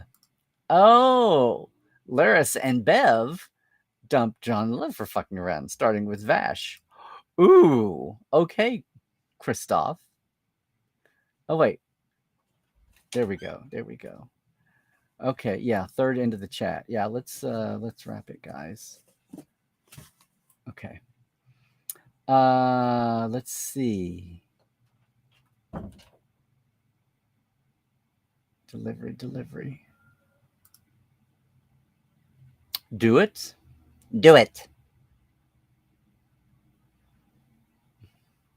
Okay, there's a vote for that. Yeah, I was determined to see it. I did not watch it because I didn't want to watch it. PAL, P-A-L-L, is how Armin Sherman says at the end of most panels about his and Kitty's and Frank's support activities in pancreatic cancer. Yes, shout out for all of them doing that. Starting to think 7 should say, on, like the Thermians. Proceed. Okay, well, I think we've got, what, 7 or 8 by now? Maybe 7 of these 9 suggestions will make it to her. So there we go. Absolutely. And if I hang around long enough, apparently I'm going to have more deliveries. So, but I can say one thing, we will apparently have a giveaway somewhere across Trekland in our future. So yay for that. But once again, want to do a big shout out for our Patreon folk. There we go again. And bang. Thanks everybody for being in with us. Thank you to all our TTLers and our live wires. You too can help us out. Remember, all you got to do is go over to patreon.com there, patreon.com, and boom, $5 or $10. That's all we're asking. You can go more. You can customize, and people have and do. But that'd be it. It's great if you can help us out over there. Quick shout out again. As summer approaches and you're thinking about vacations, whether you're coming to LA for business or pleasure, a Trekland Treks could be in your future. Your own real-life away mission that you create yourself with my help and guidance and leadership. Can be a lot of fun. let me know about it, what you think, okay? The Trek Files is up this week, new edition. We're looking at some of Bob Justman's ways you can expand Star Trek beyond the current envelope. And with every new Star Trek series, that is something to think about. Trek Files is over there at Facebook or wherever you catch your podcast, including podcast.roddenberry.com for all the podcasts from Roddenberry, like Mission Log Live, etc., etc. And hey, the new copy of the new issue of Star Trek Explorer official magazine is out. I'm still in there with our sprawly column. Ian Spelling kind of soaks up all the interview slots, so we let him do that. But issue number 6, you can find it online. There's different covers too, and if you subscribe, you have access to a even more distinctive cover, some of which I think come from our friend Aaron Harvey. Other than that, gang, I'm on Twitter. You know, Larry Nemechek still. Larry Nemechek's Trekland on Facebook. Maybe you're watching. Instagram, please go have a lot of fun there. And YouTube, got to like and subscribe that. And portal47.net. You should check that out if you enjoy the way I approach Star Trek. You've heard some of the folks talk about what's there. It's very behind the scenes focused, the people and the process, because the actors, they get all the attention anyway. And yeah, Dave Blass, production designer, we're going to update. I hope we've had enough time to let everything sink in, and I have to get back and see what's up. That's just tomorrow night and have a lot to do. That's happening. Already getting things together for Comic-Con, and Vegas is coming up around the bend. SoonerCon is a big trip back to Oklahoma for me. Got to get the summer wrapped up and making some steps on some other projects too that have been sitting there for 4, 5, 6 months, as well as the big one. Anyway, we've got a 6 weeks hiatus now before Strange New, as people were saying. How will we do that? I'll be here every Tuesday. We'll see what's going on, see what the latest news is, what the latest whatevers are. So, right, when Terry gets the gang together for some community theater lab workshops on undone scenes from Picard Season 3, I'll be right there to tell you about it, because that would all be in LA on some stage in some park somewhere. I'm just starting that rumor now. Is that okay? No, everybody. Hey, take it easy out there. Take care of yourself. Stay healthy. Do all the things.